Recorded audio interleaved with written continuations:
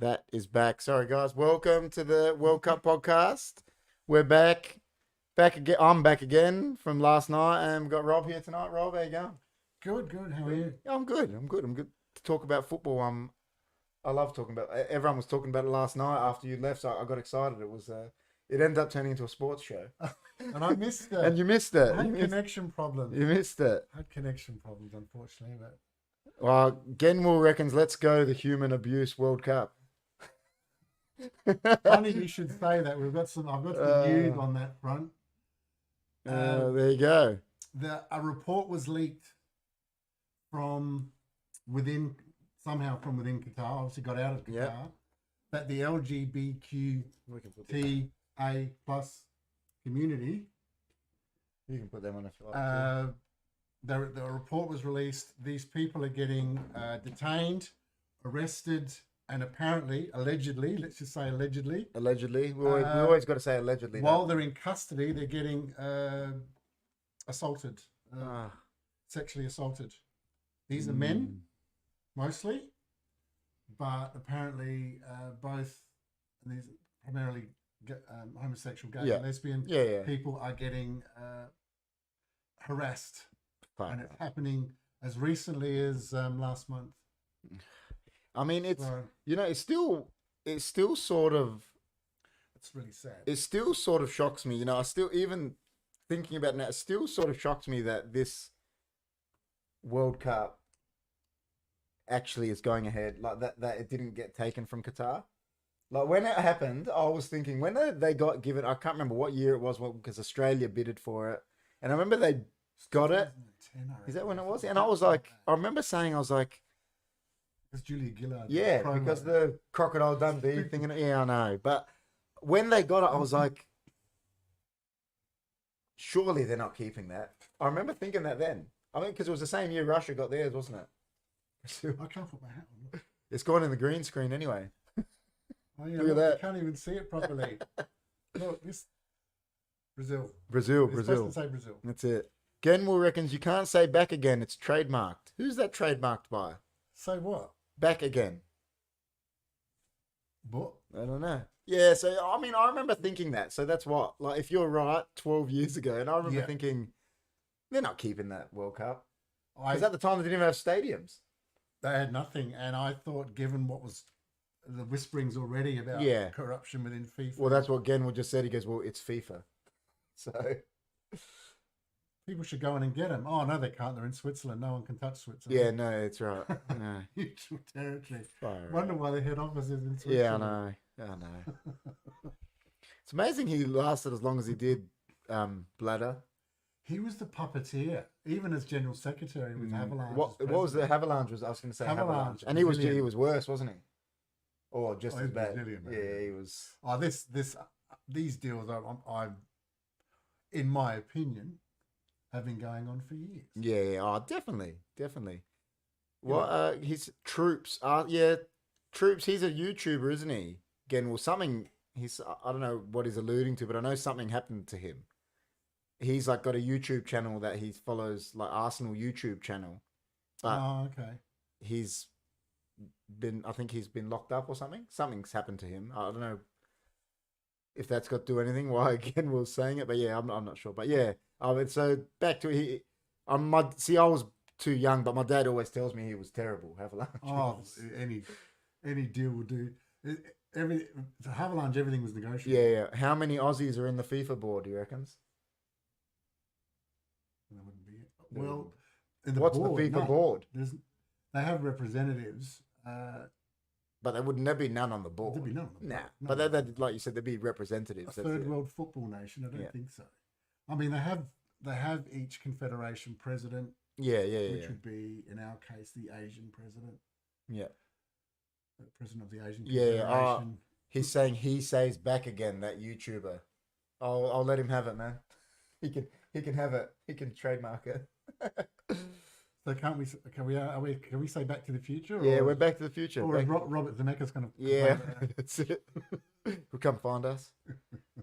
Oh yeah, like it's, even if we did do a good bid, which we didn't, we still weren't getting the World Cup back then. Like, even if we'd spent so much money on getting, I mean, the bid was terrible. The bid was awful. But I mean, I think didn't England bid when, they're going to host a better World Cup than Qatar at the time, because I remember it was England. There were two votes, one for 2018, That's one right. for 2022. That's right. So USA, Russia, England, Australia, I think were the main front. I mean, England are going to host a better World Cup than probably anyone, really, because the stadiums, everything they got. USA have, in my opinion, had one of the best World Cups. So I don't know. It's pretty well. They got stadiums, German. So well, Germany are hosting Euro 2024. Yeah, that'd be good. That'd be good. The World Cup was good. Germany. Yeah, it was great. Italy won. Yeah, good for you. Well, Australia was one goal away. We did well from the quarterfinals against Ukraine, man. They did well. 11 players against 10, and we couldn't score.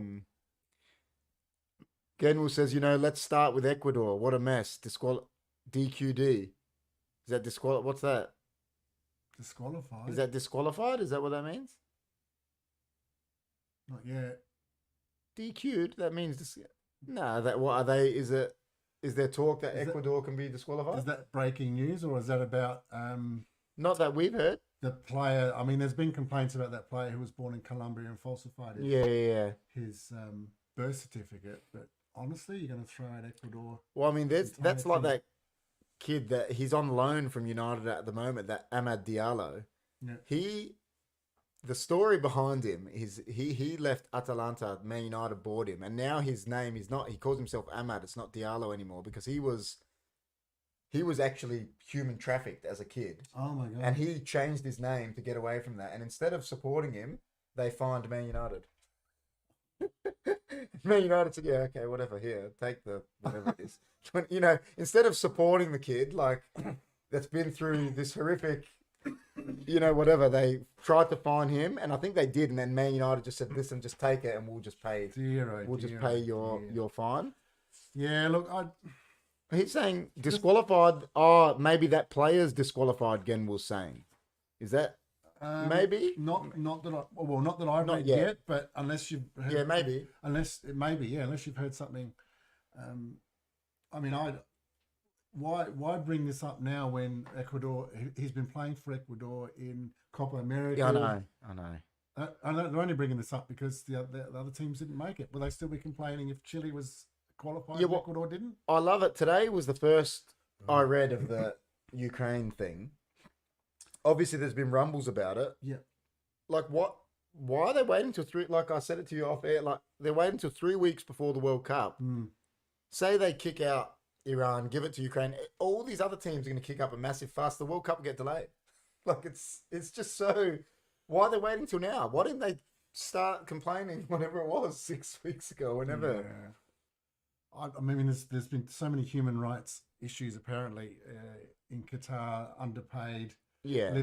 Workers living in small boxes, working 12, 16 hours a day. Mate, I can imagine. On minimal pay. The Dutch was supposed to supply the turf. They pulled their contract, as in they had this massive income yeah, deal. yeah, yeah. But because of the human rights issue, They pulled it. They pulled it. Said no, we're not supplying it. Yeah. And this was way back 2-3 years ago. But now the Iran thing, I don't Ukraine thing. I don't know if everyone's aware that because of the Iran, apparently the government may have gone back on their word about letting women into stadiums. Yeah. They did 2-3 months ago, but maybe it seems in hindsight that was a token gesture, possibly. I mean, the whole thing I don't get about the women in stadium things is, does it say in their, I don't know, their Bible that women aren't allowed to go in stadiums or something? I don't get it. It's a local law. That they're not allowed to just go in stadiums. Yeah. It's unbelievable. Because they'll be subject to bad language and carryings on by the men. Please. They're going to be probably saying worse language. I mean, seriously. Far out. It's 2022. The problem, the challenge here is for most, you think about it, the Iran national team, because this is also coincides with the woman that was thrown in jail because her burqa was the burqa, that's right, was loose apparently. Loose. So she gets jail time for a loose piece of clothing. Her brother was told she'd be in jail for a few hours, then released. Yeah. They never let her out. She was sexually assaulted. Oh my God. And then she died. Now, the Iranian national team, the next game, refused to wear their tops in front of the cameras. They had a tracksuit jacket over the top without any badge. Oh. So they were in support of that. Okay. So it's funny that it's a challenge when do you punish the team, but it's when it's the government. It's the government. Yeah, I know. It's a. So I mean, it's a sticky situation. It's an iffy situation, I should say. It's just it's weird. It's a bit like Russia. You've banned Russia from playing all sports. And what did those players do? Half of them aren't even living. Like, you look at the Russian national team, probably I'd say maybe 70% of them probably not playing in Russia. They're probably playing in, don't live there, so they're not. They're under different government regimes, aren't they? Because they're not living in Russia. So that's weird. And now you've got the Russian people against the war as well. Yeah. It's fingers pointing to. I know it's hard to predict from now, but if you were asked, where is this World Cup going to rank? It's your face tells them. I've already ranked it. Like, that's what I mean. Like, I mean, I know because of the whole corruption thing, because of which takes two. Yeah, of course. The corruptor and the corruptee. Yeah, of course. And I know that must have gone on elsewhere in prior years as well. You know. But it's disrupting all of the seasons. It's it's definitely it's hot weather conditions. They're not allowing the fan experience. Rob's mic is a bit low, Chris reckons. Oh, okay. Maybe I'm not. I can put it up a bit. I'm gonna lean in a bit. Yeah, talk into it a bit. Yeah. There you go. So maybe all of those reasons.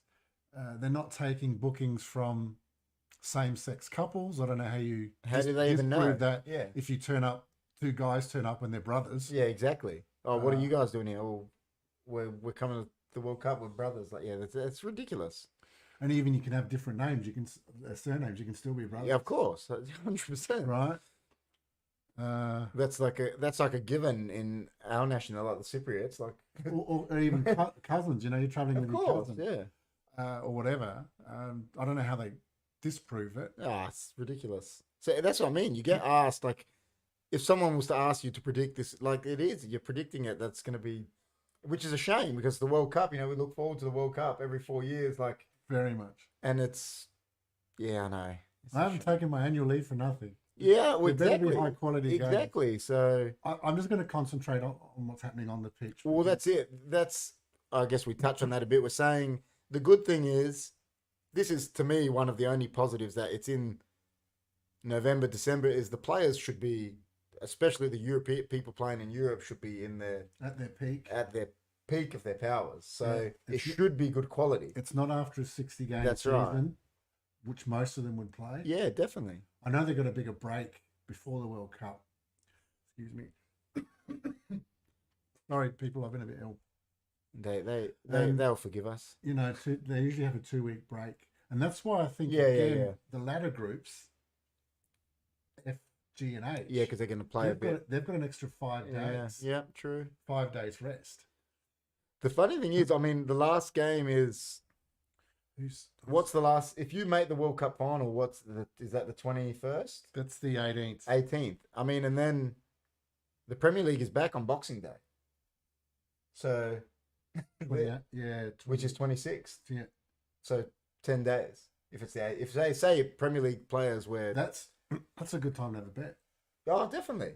Definitely. Go for the under. Yeah, definitely. You got it. You look at it. You see how many players play late on, I guess, and then Boxing Day they're all back, pretty sure. So, but it's I don't know.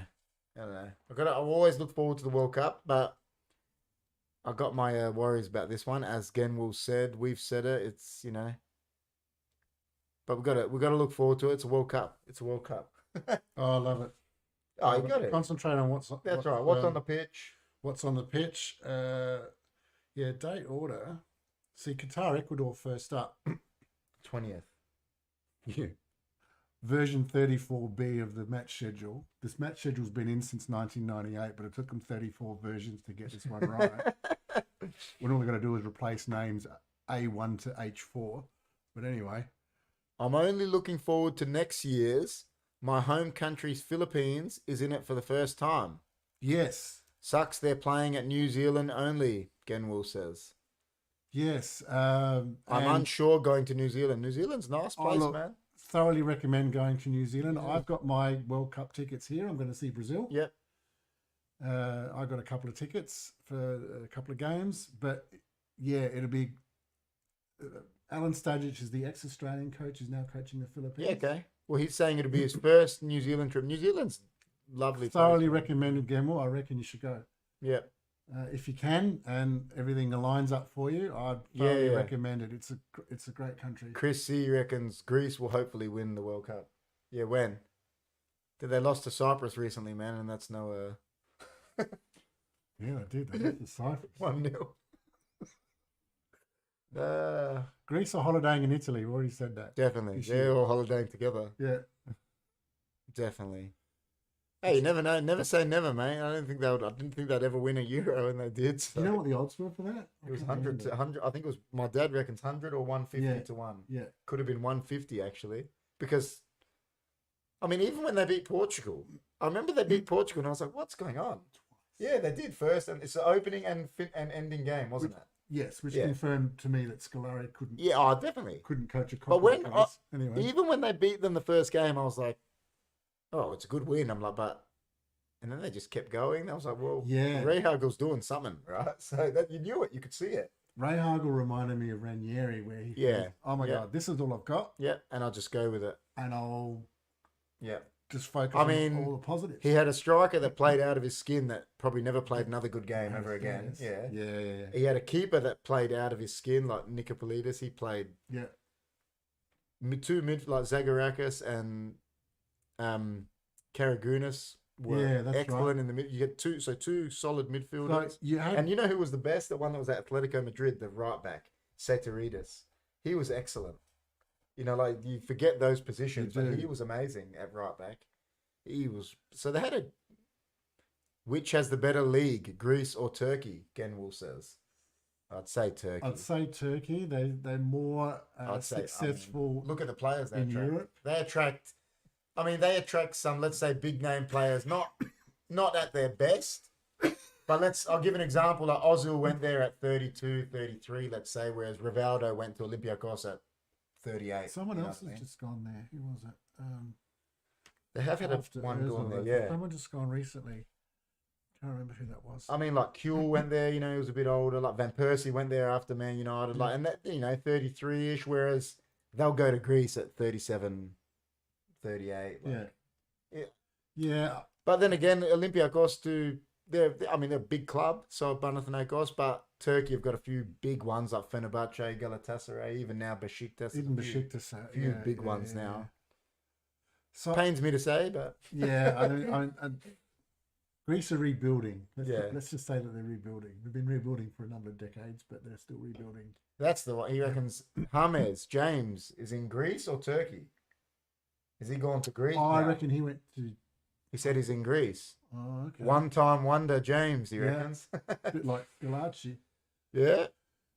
He came on as a sub, scored, had a Super World Cup, and then faded very quickly. Well, remember the other? What was the other one that he scored in the Euro final when they lost Del Vecchio? Remember he ripped that tournament and then he just Marco Del Vecchio. he just went gone. Yeah. Like he blitzed that. He was excellent in that Yeah, he tournament. was. They was keeping Del Piero and that out the team, and Yeah. then I never heard him.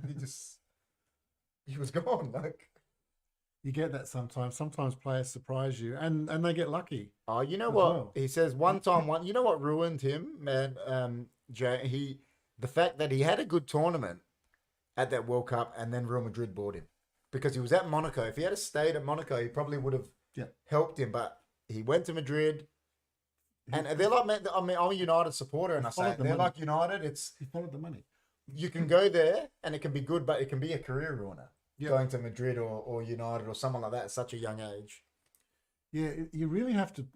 And this is the problem. These players have to plan their career out. definitely. But they've got agents who, if these players They've don't got money. move, the agents don't get much money. Tell me your biggest one-time wonder from the World Cup. I'll tell you mine. Rossi? Is Rossi? No, he scored 4 goals in 78. Yeah, true. True. Biggest one-time wonder. Oleg Oh. Solenko. Solenko. See, if it was Euros, I'd say Haristeas. But if you're saying World Cups, Oleg Solenko for Russia. see, you've Joint- seen more World Cups than me. Joint top scorer USA 94. He scored 5 goals in one game. He reckons Lord Maguire. Yeah, but what did they do in the World? He's not a wonder though. No, Well, actually, he's a bit of a wonder because we're all wondering what he's doing in Yeah. the team. Well, his head looks like Stonehenge, so Easter Island. yeah, you know, yeah. he moves as quick as those statues. As Yeah, well. definitely. Oleg From what I've seen, ones that I've seen, I mean, I'm trying to think of. I mean, I could argue even Lothar Matthäus didn't do much outside of 1990. But I mean, he was a good Yeah, player he for was- his club, I guess. And, no, it's hard. Darvel Schuker. Well, he was leading goal scorer, wasn't he, at 98? Yeah, I want And then he went from Inter to Arsenal, and he faded out, Yeah. didn't he? Henri came to Arsenal, and you just never heard of him again. That's what pretty much happened. Yeah. It could be. I mean, there's a number of players that got the headlines for the wrong reasons or whatever, but it's. I'm trying to think of some South Americans, but No, they don't. You know why? I still think it wouldn't be a South American player because Ochoa, the Mexican goalkeeper. he played good. That mate, that was. Has he got the record for the most saves in a game? Is that correct? Yeah, he'll be there again in 3 weeks. Yeah, so He needs to be. and he's correcting himself, saying he was a decent La Liga keeper anyway. Yeah. Oh, Jorge Campos.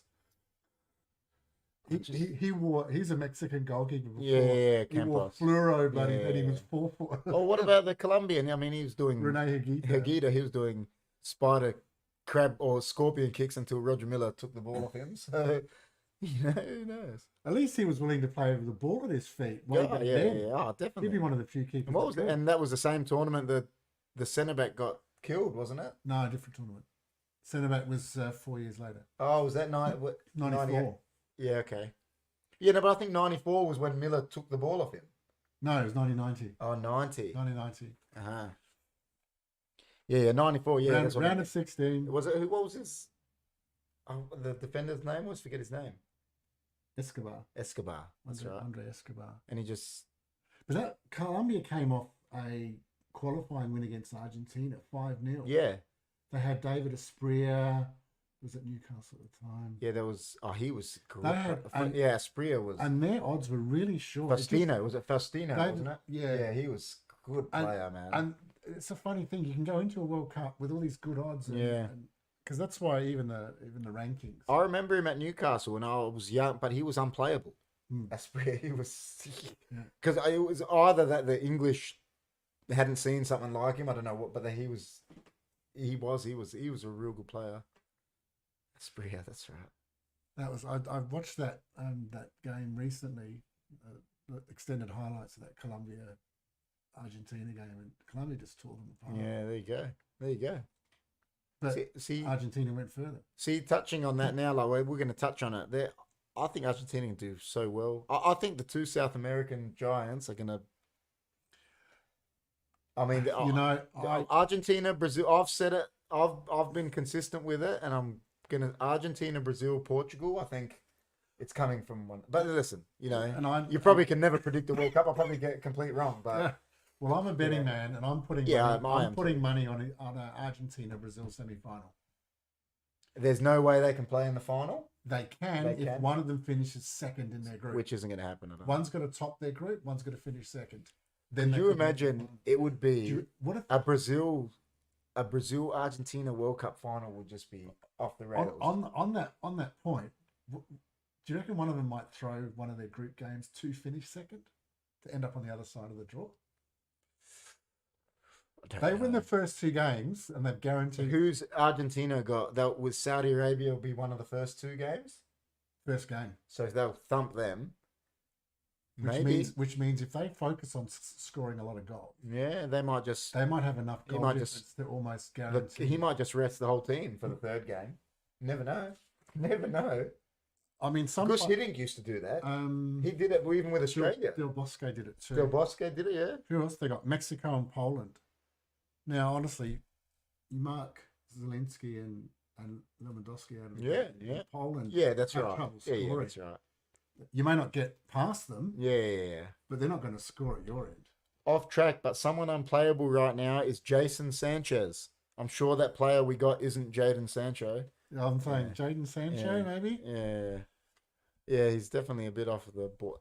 Well, he's not going to the World Cup either, which is a shame for a guy that hasn't been in any of the squads. And I think Rashford will be ahead of him for Southgate, even if he should be. I don't know, but I'd take him too. I mean, you got a kid that Sancho, Bellingham. What was he at 19 years old? He'd contributed. He was either goals or assists to 90 Bundesliga goals or something. I mean, that's for a 19-year-old, that's this is where you've got to start looking at the coaches, because that means some coaches understand Ole killed him. How players work. Yeah. Some coaches do. I mean, Ten Hag keeps putting him in, so obviously he's not in form, but he is trying to get so he knows he can see it. I think Ten Hag can see it. I think he will, but I feel sorry for them, Sancho's, Rashford's, and this is because I watch them every week. Under Ole, they didn't get coached, and that was for 3 years. And then Ranić came in as an interim, so they're not getting coached either. No, for another 6 months. Scenario when you're the interim coach, and we're going to give you this backroom job afterwards. I know. So they didn't get coached for a good 3 years, and it happens. So those kids, they're still kids, have lost 3 years of their career of getting when they still need coaching. Yes. When you're 28, 29, that's when you pick up on little things. But at that age, you still need that coach, or I believe anyway. Yeah. Does he miss the World Cup squad? Oh, I think he does, man. Sancho, I don't think he'll go. Now because he wasn't in the last one. What's it called? The Nations League. The Nations League. In terms of announcing World Cup squads, they were supposed to announce. Thought they were going to 55-man roster. Yeah. By 20th of October, they've now turned around and said, as long as you announce your final. I think they're letting it to like a couple days before, isn't it? Yeah. As long as you announce your final squad like 2 or 3 days before. Your 26-man squad, that's fine. So because I heard that in regards to Varane, because they were saying he'll go because he's getting up until a couple days before to get himself ready. So let's have a look at France. N'Golo Conte is injured. He's touch and go, isn't he? He's Pogba is not 100%. Has he played? I don't think he's played. No, he hasn't. Since he left United, I don't think he's played because he got injured in training. I don't think he's played a game for Juventus. So, I mean, I know he's someone that's done well for you, but how, as a coach, do you take a guy that hasn't played a game this year? Jeez, And then you've got And without Kante, I worry for Pogba too. So, Because he does well with him, but without him, and I've I seen him worry for for United. France. Yeah, big time. Without hole, Kante, oh, I don't rate Benjamin Pavard as a Nah. right fullback. nah. He got lucky in 2018. I mean, their centre backs are good. We were talking about it before. They got Varane, Koundé, Saliba's playing well at Arsenal. Badashil. They got that Fofana at Leicester. So they got a lot of centre backs. Yeah. They got a lot of centre backs, but Fofana's not 100%. yeah, see, he got injured too for Chelsea. So they got a lot of centre backs, but their left back's good. The Real Madrid one, Mendy, he's a good player. Mendy's good, the left back. I mean, they're talking a 3-4-3 They're saying three at the back, weren't they? 3-4-3.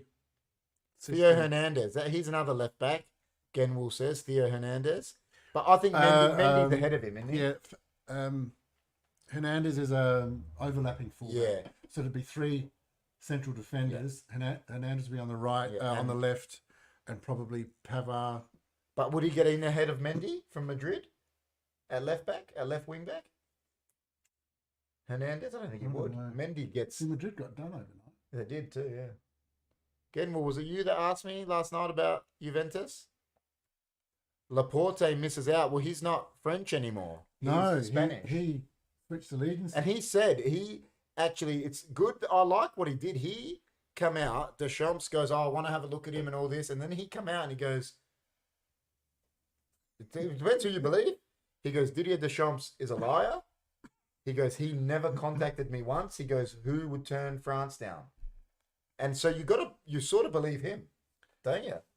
Look, it's a big step to change countries, and Genwell might know about this because Nketiah has decided not to represent Ghana. Yeah, okay. He's represented England at underage level. Yeah. And he's made a decision not to represent Ghana because he would have walked straight into the national team for the World Cup. Yeah. He's actually said no. There you go. So it's a big thing. But then you got, what was it, 2006 World Cup? You had 2 brothers against each other for 2 different countries. Yeah. That was the one that played for Bayern Munich and the one that played for AC Milan. Spot on. Boateng. Kevin Prince Boateng and Jerome. Yeah, they're Kevin brothers. Prince Boateng for Ghana. Well, I think doesn't Theo Hernandez has a brother that plays. He plays for a different country too. I think Theo Hernandez is French, and the other one plays for Spain, something like that. Right. They're in the same boat as the Boatengs, which I mean it happens. But I mean, at the time, why would Laporte turn down France? Like, what player is going to turn down being called up to the France because they're winning the World Cup? And once you, especially in your 20s, Nketiah, he says. James Wilson was better than him. Remember the United one that Ryan Giggs gave him his debut, and he scored, and then he just went. That's the thing. English Messi. once you play in one senior international, you can't change for 5 years. 5 years, yeah. 5 years. I remember there was an English one like that. He'd captained Rio Coca. He'd captained England like all the way through youth, and then he could never break into the first team. And he was playing for Aston Villa, and he was the same. I think he stayed loyal to them. Like, he could have went and played for Jamaica or something, but didn't. I mean, Zaha's done it, hasn't he? Yeah. He couldn't make the England squad, and he's gone to play for. Is it Ivory Coast? He plays for one of them, yeah. But I mean, they could do with a left winger to come in and then for Foden or something, couldn't they? Pierre-Emerick Aubameyang's with Gabon. I mean, he's never. Oh look, it's good that they stay loyal with their country. I mean, Giggs. Giggs did it. That's right. Giggs could have played for England. Yeah. And I mean, imagine if England had him on the left wing. Because they were crying at that time. In '98, they were crying for a left winger for a good until Joe Cole came. Yeah. And he wasn't even a left footer. Oh no, Joe Cole. Yeah. But they were crying. They were playing him there because that's all they didn't have a left winger. They're putting Scholes out there sometimes. Ericsson. There you go. But I think the biggest one to change allegiance this World Cup is Inaki Williams. Yeah, I heard he changed. He was Spanish, wasn't he? And he's gone. I saw that, and he goes, and his brother looks promising. They're both at Bilbao. The brother is younger, and I watched them play. The brother's good. He's saying he looks promising. Yeah, I think he was playing for Spain originally. Yeah, but he's youth team changed. Because they changed that rule about Excuse me, about, I reckon 10, 15 years ago, they changed Yeah, the rule okay. where if you started representing your country, even at youth level, you Yeah. were locked in. Yeah. And then they changed it about 10 years ago, saying, no, it only applies at senior level. It's some weird rules they have for national team things. I remember Chris Trajanovski was telling me because he got capped for Australia, he got given a certain level of coaching certificate. FIFA level B. Yeah, and he goes, you get it just for playing for your country. Yeah, B or A, not international. But then but senior Yeah, something Premier like League that. club level. Yeah, you're walking. Yeah, and I remember, but he said to Gimmick. me the interesting bit he Yeah. said to me is that's not recognised in Holland, and I said because they know it's stupid. They realise that it's a dumb yeah. like certificate, so they don't recognise it because No, they haven't- pride themselves in their coaches. I remember when he was telling me that, I was like, he was like, yeah, he goes, I can, because, and he said, he goes, it's stupid. He goes, because I played for Australia, I've been given this coaching badge. When Germany got knocked out of the semi-final of 2006 World Cup, they turned around and got all these international coaches down to the junior levels. Yeah. Said, no, we're gonna have to win. Yeah. And yeah, I mean, they did it. They built. 8 years later, That's right. And I think they're gonna. I think next World Cup they're gonna be. Is when they're gonna come with. They're lacking a striker, I think, at the moment. I mean, they got Werner, and I mean, but their squad and Flick is a good. He's a good Werner coach. scored a great goal. Yeah, he's the good. night. I think he does well. He Like, was 2 yards. if he's used well, he can do a job. For Yeah, you. but he's not. But he's not a finisher. No, He's not you a- don't put it. Well, you don't No. put him centre forward. That's you put him right. on the wing. He's a winger. But I don't think he's got a decent cross on him then. No, that's right. But Flick is a good coach. I mean, he'll play Nabry because he was at Bayern Munich, so he's going to play Sane. if He's he- going to play Nabry. And if he's fit, Marco Royce. Yeah. I mean, the guy's missed every tournament possible. He gets injured but I feel for him because he would have been a Yeah. starter when they won it. He was a good player. Yeah, he great would've been a player. starter. Yeah. Yeah, so they could play him at like number 10. It's just I don't know who Germany put up front. Muller as a Muller, as a as a- pivot False nine. Yeah. Yeah. because they got Gundogan behind them. How do clubs manage players that play in a World Cup squad? Well, what they're doing is they're having a break. There's a 6-week break of all the leagues this year because it's unprecedented. There's never been a World Cup in November, December. Usually it's off season Yeah. and the players pretty much don't get a break till next season. Do clubs hate the World Cup? Alex Ferguson used to. He hated the international. There's a number of coaches that don't like it because these players are still getting paid by the clubs, That's right. but they're not playing for the club. That's right. And the prestige of a World Cup, Yeah. that's what I'm thinking. If again on the betting side, I don't know why I'm I know. Well, gamble responsibly. you got to think about betting when it comes to the World Cup. Well, the thing is, the results in the next 2 weeks, these players do not want to get injured.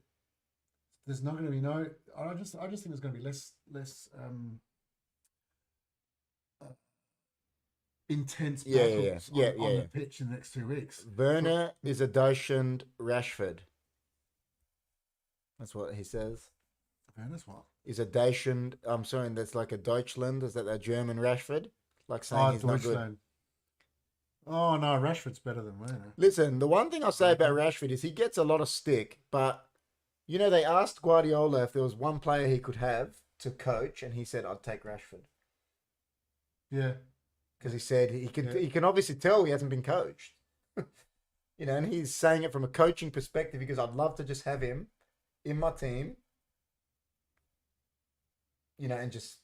I mean, look what he did with Sterling. Imagine that was Rashford. Rashford is a better finisher than Sterling. Yeah, he's a smarter player. You know what I mean? And look, Sterling was scoring 25 goals a year.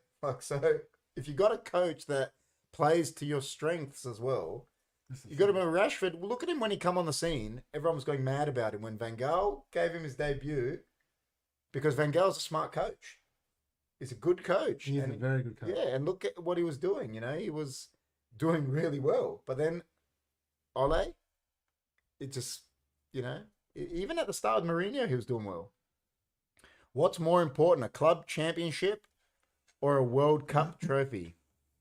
For me, no contest. It depends. Yeah, I'd say who you. But it depends who you are. Are you saying if Australia get to win a World Cup, I think we're going to take that because we're the odds of Australia winning a World Cup are. And you know what? Australia got to a final of a World Cup final under 17. Yeah. Was it? That was with. Was that with Edge? No, it was 99. I reckon the New Zealand World Cup in 99. Because I know my teammate that I played with, Nick Crosley. I played with him. He played in the semi-final against John Obi Mikel.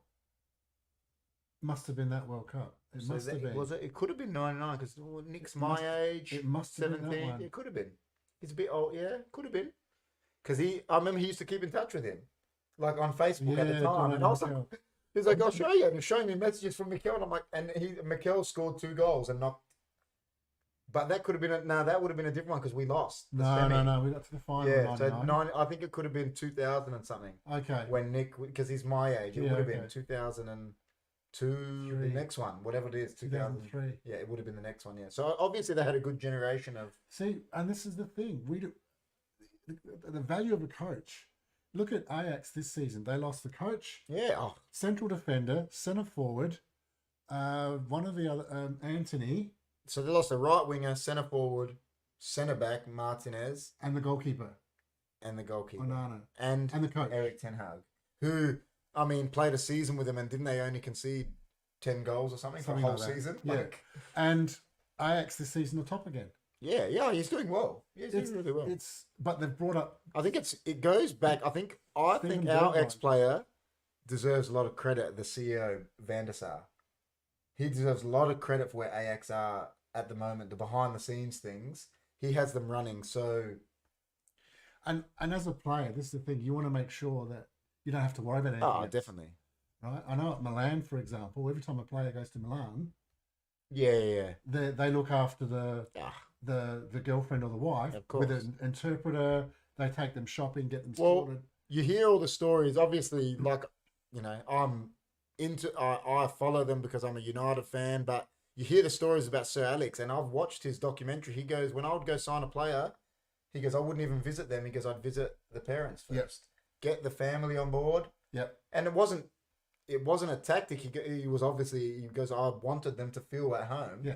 So they felt comfortable, and then they would tell their son, well, you're going to be good there because it's. And then that's it. You have a player that has got nothing else to worry about. He can focus his performance on the pitch. If you had to pick one, Australia winning a World Cup or Man U beating Liverpool to win an EPL league title, we've beaten them in 13 league titles. Australia winning a World Cup is unprecedented. It's just, we'd have to take it because it's... We're hanging on to our cricket and rugby World Cup wins. Oh, and our we've won netball. We've won hockey. We would have won hockey. We've won hockey. Cricket, definitely. Times. Hockey and cricket, definitely. Lacrosse. We actually won lacrosse as well. Neat. PSV on top, Gen was saying. Are they on top of Ajax now? Not after last weekend, they weren't. PSV lost. They're both doing well. Listen, but both. The three, Alkmaar are slipping now. Yeah. It's this big three, final Ajax and PSV. See, that's another thing. Genwell goes, back to Rashford, he goes, he can be coached. He goes, but I think he's got too big of an ego.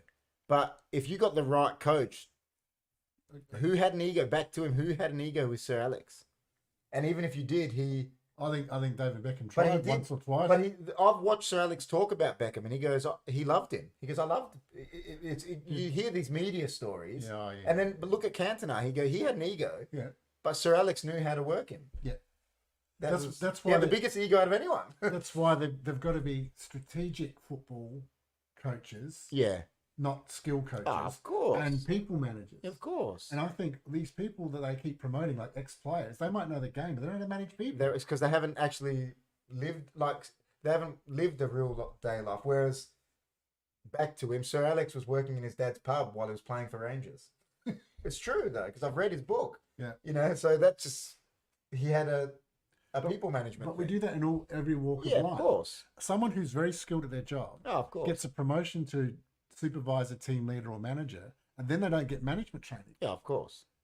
And then they don't get respected. Well, I've said it on here, on our podcast before. It's like Prince Charles now, whatever, the presidents, they just turn around. This guy becomes king. And do they ever turn around to him and say, oh, have you had experience in this job? No, here you're king now. No, and Yeah, politicians. yeah, right? you're No. president of the United States. Have you ever been a president before? No, but here you go. The new Prime Minister, Rishi Yeah. Sunak of England. Right? Everyone telling him you're the best, you're always right.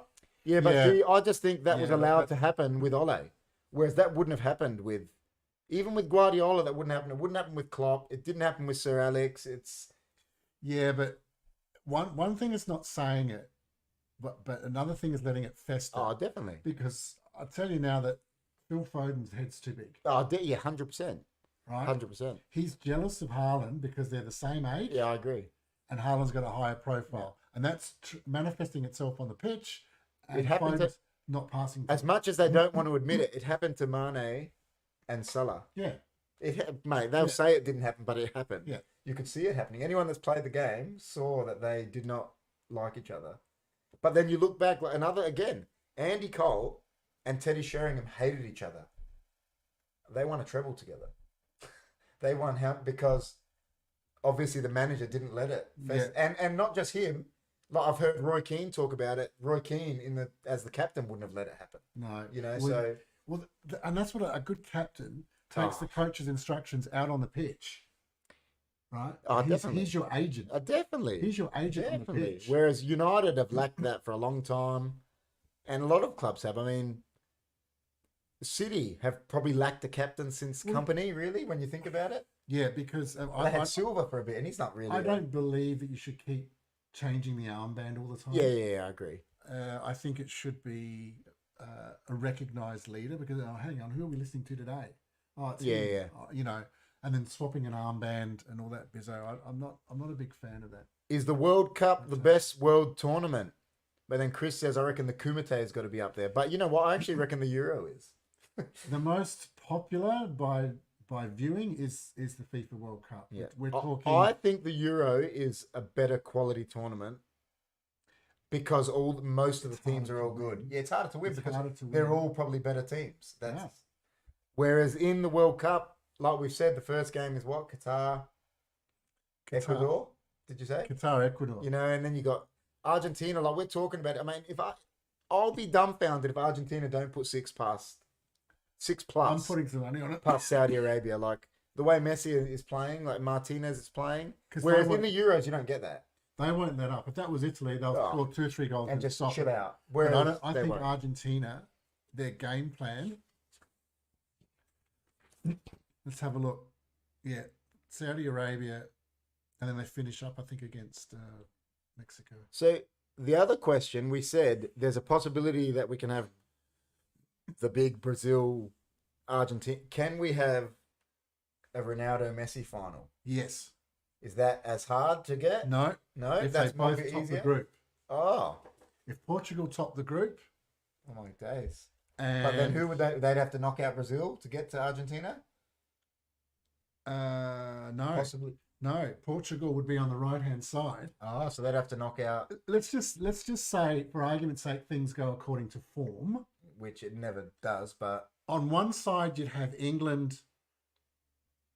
I'm picking Denmark to top the group. Denmark will beat rather England if than they play France. Yeah, probably. Croatia winning their group over Belgium. I'm picking. That's a tough group. And Portugal. Yeah. But for example, Spain and Germany could be the other way around. Yeah. Croatia, Belgium could be the other way around, and Denmark, France could be the other way around. Yep. So you just don't know. But I don't see Whereas you see Brazil and Argentina, Argentina, Yeah. and us and Portugal, and the Netherlands. So I mean, it could be that. What I wonder, what would be bigger, Brazil Argentina World Cup final or a Ronaldo Messi showdown? It'd be huge, wouldn't it? That would be massive because It'd be huge. I mean, look at him. He's 35, Ronaldo's 37. It'd be like their final battle, wouldn't it? Yeah. So to speak. Be like coming to an end. FIFA World Cup pensioners battle. No, I tell you. no, seriously, that would be Tell ya. a marketing bonanza. Will Ronaldo be benched for Portugal? No way that happens. I hate the Portugal manager, again, Will says. That's Ronaldo, isn't it? No, I know what you mean. It doesn't look like he's got much of an idea. With his squad, I tell you, I've said it on here countless times. Like me and Rob were going through it. The keeper, whoever they pick, whatever. But they got Diogo Dalot, Pepe, Diaz, João Cancelo at the back. That's a crazy back line. And then they've got Neves, Rafael Leao, Ronaldo, You've still got Bruno Fernandes. Bruno Fernandes in the midfield, Silva. Yeah, so they got Bernardo Silva, Bruno Fernandes, and Ruben Neves. That's a three-man midfield, let's say. And then they got Jota's injured, so they'll play Rafael Leao, Ronaldo, and João Felix. and mate, Who are you supposed to mark? I mate? love that team. Who are you supposed to mark? Let's just say you mark Leao and Ronaldo and Felix out the game. You've then got Fernandes, Silva, and Neves who can score from distance. And Fernandes plays well for Portugal. He does. He lifts. Silva's a great player. And with a World Cup winning team, you'd like to have players from the same club. Oh, definitely. So you've got Diaz, Cancelo, and Silva. Yeah. You've got Fernandes and Ronaldo. And Delo. Delo will play right, but he scored 2 goals in their last game. He'll play ahead of Cancelo. Will play left back like he has been for City. Cancelo will play left and back. Delo will play right back. So there's 3 United players, 3 City players. And so already that's like a cohesion, and they're probably all mates. They all live in Manchester. Well, the other thing is, It's true. And Neves plays for Wolves, so definitely. he's almost a neutral. Yeah, definitely. And they don't have any angst to it. He's not a Chelsea. No, he's not a exactly. Liverpool, he's not a Exactly. And they say it's not like the back in the day. The Man United, Man City, they all hang out together. They all, Aguero used to be mates with the Man But United. that's why Spain took ages to win a World Cup because they were so. Barca and Real Madrid, they tried to put them together, never worked. That's why England still struggle. Rio Ferdinand said it. I watched a thing with him. He goes, "We had the best team." He goes, "But I sat next to Gerrard." He goes, "I wanted to punch him." Said it straight out because I didn't want to play with him. He goes, "Because He goes, "I had it in my head. I've got to hate Liverpool." Yeah, see. And he goes, "It just was." He goes, "The club rivalry," and I remember Martin Tyler saying it once. He goes, "As long as England want to have the best league in the world, they're never going to have the best international team," and it's probably spot on. And one of the reasons, I still think one of the reasons, it's about culture. And Italy, most of their players will play in Italy, way back. Yeah. But they put their differences aside. Even the Inter Milan and Milan. Yeah, of course. And it's a culture. I think it's almost a Latin culture thing. So the thing is, like over there, like obviously the Milans hate each other, but I don't think AC Milan to Juventus isn't like a hatred. It's a they obviously it's a rivalry, but it's not like a whereas like you're saying in England. 5 different, like United hate City, they hate Liverpool, they hate Blackburn because it's all. And that's I still think why Gerrard and Lampard couldn't play together. 100%. It wasn't because you can't have them. Of course you can have Gerrard, Lampard, and Scholes, both, and they're all fighting for a title. I mean, but that's just it. Yeah. That midfield would have been the best in the world if they gelled. Could you imagine that? If I had that midfield, I'd be saying, "Listen, Scholes, you sit there, be the quarterback." Let Gerrard go box to box. Lampard, you arrive late. What more do you want in the midfield? Here's the ball. Go. Honestly, what more do you want? Like that. Yeah. Scholes' passing is one of the best we've ever seen. Like Gerrard can run all day. Lampard, I mean, he scored over 100 goals. Who was up front? Shearer. Anyone who had Shearer, Owen, Rooney was still playing with them 3. There you go. And when you look at their forwards that they've actually had, that they didn't give a go, like they had Shearer, Owen, Rooney, and then these are ones that didn't even really get a go. Fowler, Andy Cole, Ian Wright. Like, what a plethora of forwards they had. Sheringham. Look, even Jermaine Defoe. Yeah. Scored week in, week out. Andrew Cole was, I think, second for most Premier League goals until Rooney overtook him. Yeah. And he only took 1 penalty. Whereas Shearer took probably 60. Yeah, he did. And he only played 12 times. It's a bit like Kane. Yeah. And Son outscores Kane. Yeah. 12 times he played for England, Andy Cole. Wow. Which would have been, what, qualifiers? Mate. Low-level qualifiers. And like you look back at some of them, I remember saying that to you about, like they had good defences. They were playing Tony Adams and Bold because they were playing, but they had Steve Bruce. Maybe he wasn't the best, but I mean, Steve Bruce scored 20 goals from centre-back one year when United won the title. Dude, that's insane. And he never got a cap. That's insane. Didn't get a cap. That is insane. But his team was winning the title every year.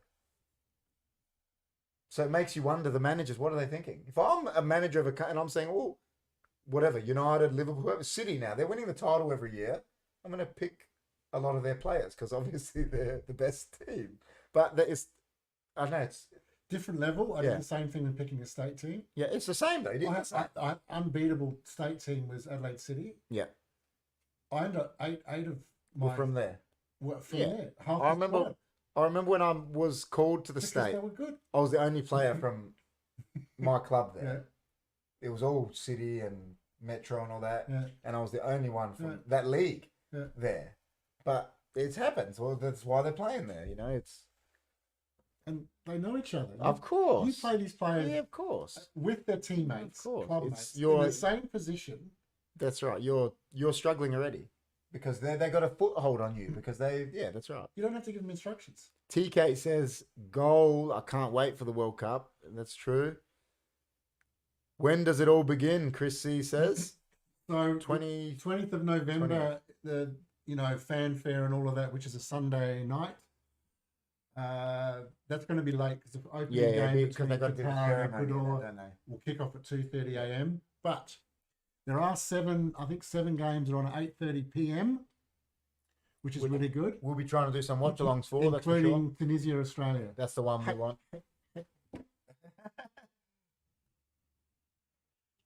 Go you Aussies. Look at that. Oh, the Aussies, we've got to go for them, don't we? Listen, I'm not... And Brazil. Yeah, I don't know how good the Aussies are going to do, but you got to go for them, don't you? Genwell says, Arnold won't ever have that midfield. It all has to be from Sydney. Good. I like that. That's cheeky, but it's good. I'll tell you a story about that. Like, I know this goalkeeper. I won't say his name, but he was playing here he was in the AIS at the time when Mark Schwarzer and Mark Bosnich were coming through, and he went for the old AIS trials. And on the Saturday night after all the games and that, they came up to him and told him, they said, listen, we're taking, and the rule was you weren't allowed to take the two players from the same state. And they told him, listen, we're taking Mark Bosnich and we're taking you. And then the next day, he got called out and they took Mark Bosnich and Mark Schwarzer, both from Sydney. And then he quit. He didn't play again. And listen, Mark Schwarzer went on to be one of the best Socceroos, but he probably still would have. But the thing is, you don't make such a stupid rule. I know. Yeah, I know. You want to pick the best quality. I know. And listen, team. I'll say his first name, Pete, was amazing. I mean, he was playing seniors here, and he was 17. Like, he was excellent. Like, he was really good. I'm not saying he would have been any better than Schwarzer, and Bosnich to me was better. Schwarzer was a better Socceroo, but Bosnich was definitely a better keeper. Hands down. But hands down. If it wasn't for all those troubles. That's right. But I mean, why go tell the kid you're taking him and then do that the next day? It's just, how dumb is that? Like, it's so bad. So bad. And then when I read that, it just makes me think of that. I had to turn down, I was coaching the under-14 state girls team. Yep. And I turned down Jenna McCormick. Yep. She was 11 and she was competing for an under-14 spot.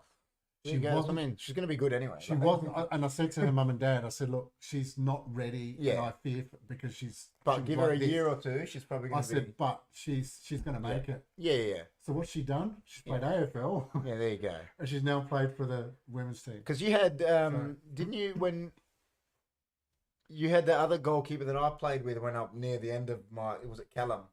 Didn't you have him for something?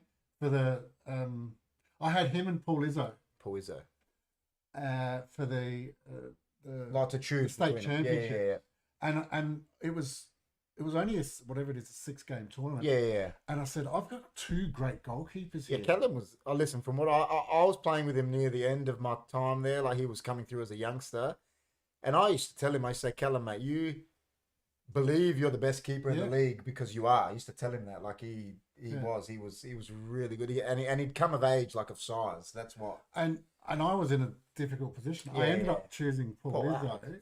It happened. I had Stephen Mork in the team. Yeah.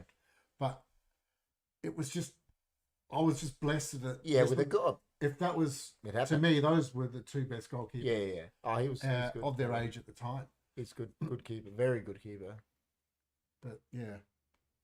Oh, KP, you should watch what Ben Foster podcast with Tim Howard. I love that Ben Foster has retired and he's got a podcast. I'll watch it. Like, it's so good getting an insight into a guy that just, retired from the Premier League. He's played for Man United, played for Watford, whatever. Yeah, okay. And he does a podcast. It's so good listening to him. Like, He didn't play for City or Ajax. I haven't heard of him. Yeah. It's so funny with him. He's another one. When United bought him, even Ferguson, they were saying that he was going to be the next best, like, goalkeeper going around. And then he made that mistake against City when Tevez stole the ball from him. And Ferguson was like, nah, dropped him. And like that just... Now I know who you're talking Yeah, about. Foster. Yeah, that killed him.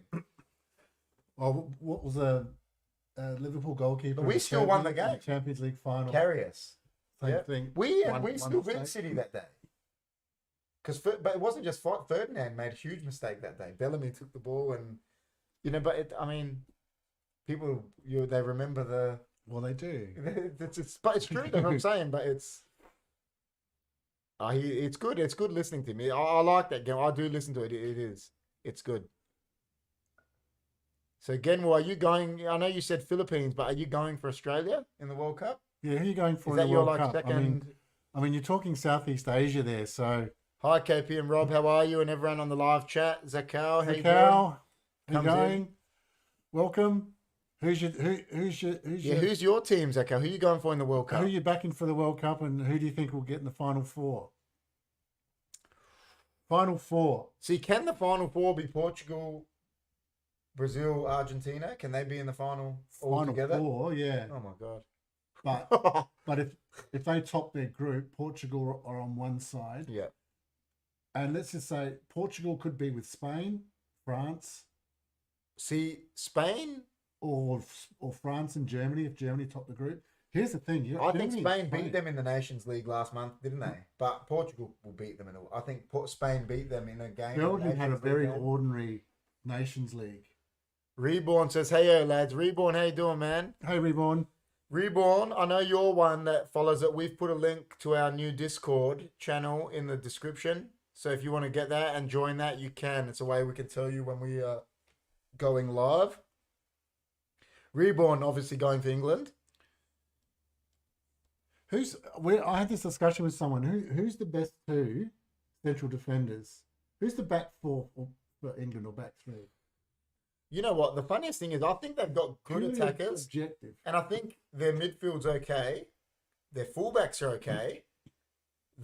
Where they've struggled, and I was watching Darren Bent was talking about it. He goes, the problem is, we struggle with centre backs. He goes, because all we've been worrying about in coaching in England for the past 15 years, he goes, is attacking fullbacks. The world has. I think, and I've said this the last 5-10 years, they've forgotten about the traditional number 10. Oh, big time. They've forgotten about basic defending. Big time. Because so many times you see the runner's not getting tracked. Big time. Just track the runner, for heaven's sake. Isn't it funny? They call, like they say, Grealish is a number 10, right? But, mate, Grealish, let's say compared to a Bergkamp or a Cantona or something, yeah, no number 10 or a Cruyff. Like, these guys were real number 10s that dropped deep and, Robbie dictated. Baggio was amazing. Yeah, but that's what I mean. Those sort of players, like, I remember like when Bergkamp did it when he first went to England, like, and Cantona did it. They didn't know, and Zola did it. They didn't know what to do with these guys. They were like, what are they doing? But they give him a free role. I mean, exactly. Dusan Tadic does that for Serbia. Yes. And he's got Mitrovic and Vlahovic. That's what I was going to say. They got a good forward line. I saw the thing you sent, and I clicked to me about Vlahovic. Yeah. And I was like, and Mitrovic is on fire. Now, Tadic, yeah, that's not bad. Tadic is given a free role at Ajax, so he can be anywhere. Will they do better than their crosstown rivals? He's got 50 assists. You know what? Will they do better than Croatia? If could you imagine they have to play somewhere? if Croatia, again, it's about loyalty. If Croatian coach Zakal's going for Socceroos and Brazil. Reborn says, I want England to do all right, but too negative. Southgate's just a terrible coach, man. What if the Socceroos? What if, let's say, France suffer the World Cup winners' curse, because we're hoping for that. Well, they did last time, didn't they? They didn't score a goal, and they got kicked. That's what I mean. And you know what? When it came to they didn't even score a goal with after Henry. After they lost to Senegal, I think they were like, nah, they were like done. It was just like they'd given up. Like they lost to Senegal and they're like, nah. Then they drew 0-0. They had Henri, Trezeguet, They had the basic squad. and they couldn't score. And they couldn't score one goal. Shit. Jimmy says, hey everyone. Hey Jimmy, how you going? Hey, Jimmy. So France play Australia first up. Now, if France are egotistical and take it lightly, What was the score when we played them in the 2-1. last one? 2-1. Was that the Cahill goal? No, Cahill scored whenever against. we scored a penalty. That's right. Pogba scored against us, didn't he? Yeah, it was a deflection. That's right. Remember? That's right. And then they gave this stupid handball away. Bridget Higgins says, hi Bridget, how are you? Hello, welcome. You know what? Since there's a few more people in the chat here, I'll stop it because I didn't get to give it as much talk last time. I've put a link in the description for Rob's book, an Amazon description. Look, yes. So, do you want to plug it before I play the video, Yeah. Rob, or should I play the video first? Should I play that YouTube video? or do No, you I'll wanna- plug it Oh. first. Rob is just going to say So- a bit about his book, guys. So just listen up to Rob or his books. So hi, I've published 2 books. One is a comedy, which is this one, and it's a bit of a country town hit comedy. Lots of fun. I wanted to write a book that was just fun. Yep. Everyone's got crime books and blah blah blah. Yeah. So I've written that one. It's a very quick read. Do yourself a favor. Yeah, They that's say. it, mate. That's it. This one here is a story. It's been in my head for years. We're going to show the A promo clip. for it. That's right. It's about essentially it's about someone who's already died, a bit like I'm doing now, and looking back on how he got there, premature. It's an outsider type story, someone who doesn't fit in, bit like Albert Camus, the author, his book called The Outsider, and a bit like J.D. Salinger, Catcher in the Rye. There you go. So people know those books. So if you drama, I guarantee it'll bring a tear to your eye. There you go, guys. So Guaranteed. me and Chris gave it the best plug we could the other night, like we didn't know much about it, and we put it up for Rob as he's a friend of the HFD family. So, but we're just going to put up his promo now. It goes for a minute and a bit. So just take a look at that, and the Amazon link is in the description, and we'll keep putting it in our description pretty much for until Rob doesn't want us to. So yeah, here's that, guys, and we'll be back.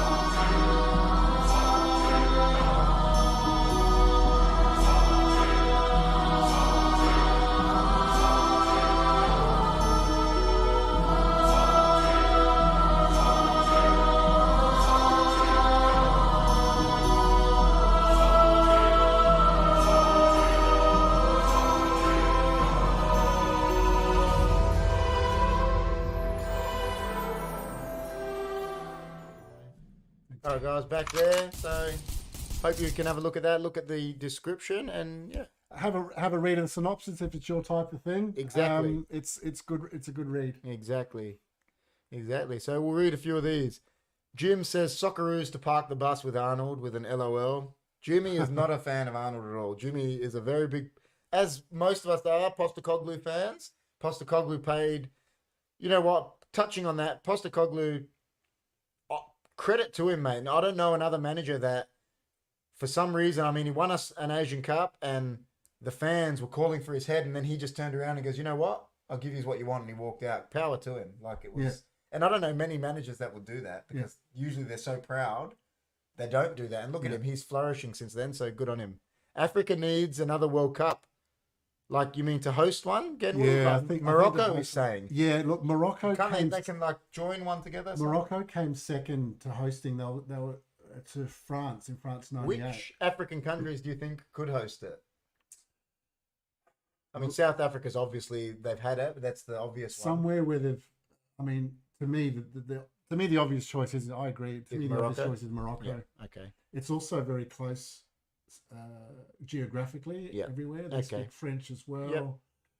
It's a good location, and I think Father Jim's still looking for his number plates. Jim went out of his office the other day, and someone stole his number plates. Did you report it? I think he reckons someone took them because they want to do petrol runs or something. So hopefully he gets that sorted out. Need to get these books, Chris says. That's right. You do need to get them. Can Australia win against any of these countries, France, Denmark, and Tunisia in Group D? Zakal says. What do you think about that, Rob? Here's the thing. A short answer is yes, I believe so. But you know the order in which games are played are absolutely crucial. Is that the order? That's not the order, is it? What? We're playing Tunisia first. No, we're playing France first. Oh, France first. And what is it? France, Tunisia, Denmark? Yes. If that was a different order, I'd give us more of a chance. If France, Denmark were first, because Denmark, imagine Denmark beating and Denmark beating them, the pressure would really be on. That's true. It's fine lines. That's very true. Yeah. Australia can beat Tunisia. We actually are ranked higher. That game could go either way, and it's perfect time. So hopefully we'll get to watch that or do a watch along. Rob's been a bit sick, man. So I don't know if he'll do that for you, Chris. He reckons, can we get a Dr. Lazarus line? What one do you want? You want one when he's like all upset at the start, or when he's embraced his Dr. Lazarus? Yes. And was our best hope for Socceroos, and the board treated him terribly. It wasn't just the board, like I said 5 seconds ago. It was the fans too. The fans that, I mean, a lot of soccer fans here probably don't, they haven't been supporting football too long because it's only been big since we made the World Cup. And they just jumped on it. Yeah, look, prior to the 2006, because they've been in the wilderness for so long. They didn't care about it. I mean, I would have loved to have seen out of all men. I mean, obviously Gus Hiddink had him and that, and he was a great coach. But what Ange could have done with Kuhl, Viduka, Bresciano. Yeah. Oh, mate, who knows? But looks awesome, Rob. Jimmy says, looks amazing, Rob. Chris says. Thank you. And Genwell says, wow. Jim has a love crush on Ange, Chris reckons. He does love Ange. Hey, listen, he's a very good coach. And he speaks well. He's given Harry Kuehl a job now too, I've seen. Yes. Which is good. Good on him. The FFA is terrible. Sorry, go. Sorry, and Ange is now playing Aaron Moy. And again, so he's even conscious, and Celtic aren't suffering. Aaron Moy is getting match fit because he was nowhere near. No way. Where's Ryan now? Matty Ryan. Yeah. He is reserve goalkeeper for FC Copenhagen. God, he went reserve goalkeeper. So he went from the Premier League. So he was playing week in, week out, and then he went on loan at Arsenal. He's reserve at Arsenal still after Brighton. Yeah. To reserve at FC Copenhagen. Yeah, I think he's just doing some groundwork for the Aussies for the Denmark game. Who knows? Do you think we fell our keepers after the Schwarzer, Bosnich, even Kalac? I mean, I didn't think he was the best, but he was in that bracket of those guys. Do you think our keepers fell off a cliff a bit, didn't they? They have. Ryan's been the best one since, I'd say, probably. Or Langerack was good, but Langerack. He just didn't play. No, but something happened because he's put his hand up again to be available. Okay. And he's playing in... Oh, that's harsh, Reborn. That's just because you're a Liverpool fan. He goes, given Q a job yet? Is he injured yet? Listen, I'll tell you, mate, before he went to Liverpool, and this is not just because he's Australian, I mean, he's a Leeds player, but he won Man United a title, like when he scored that goal against Arsenal from on the byline. Edge of the... And he was that on the run. For a good 2-year period, and this is going against people like Ryan Giggs, Henry even. He was the best left winger in the Premier League. And for a good 2, he was unplayable. Their semi-final against Roma. Oh, he was Roma came. I think it was Roma came forward and offered Leeds $50 million at the time. There you go. 50 million. Oh, it was ridiculous. Back then. Yeah, ridiculous. So I remember when think in like 90s. '97 when they offered Inter Milan offered like 40 million for Giggs, and they were like, what the hell? Where did you pull 40 million Yeah. from?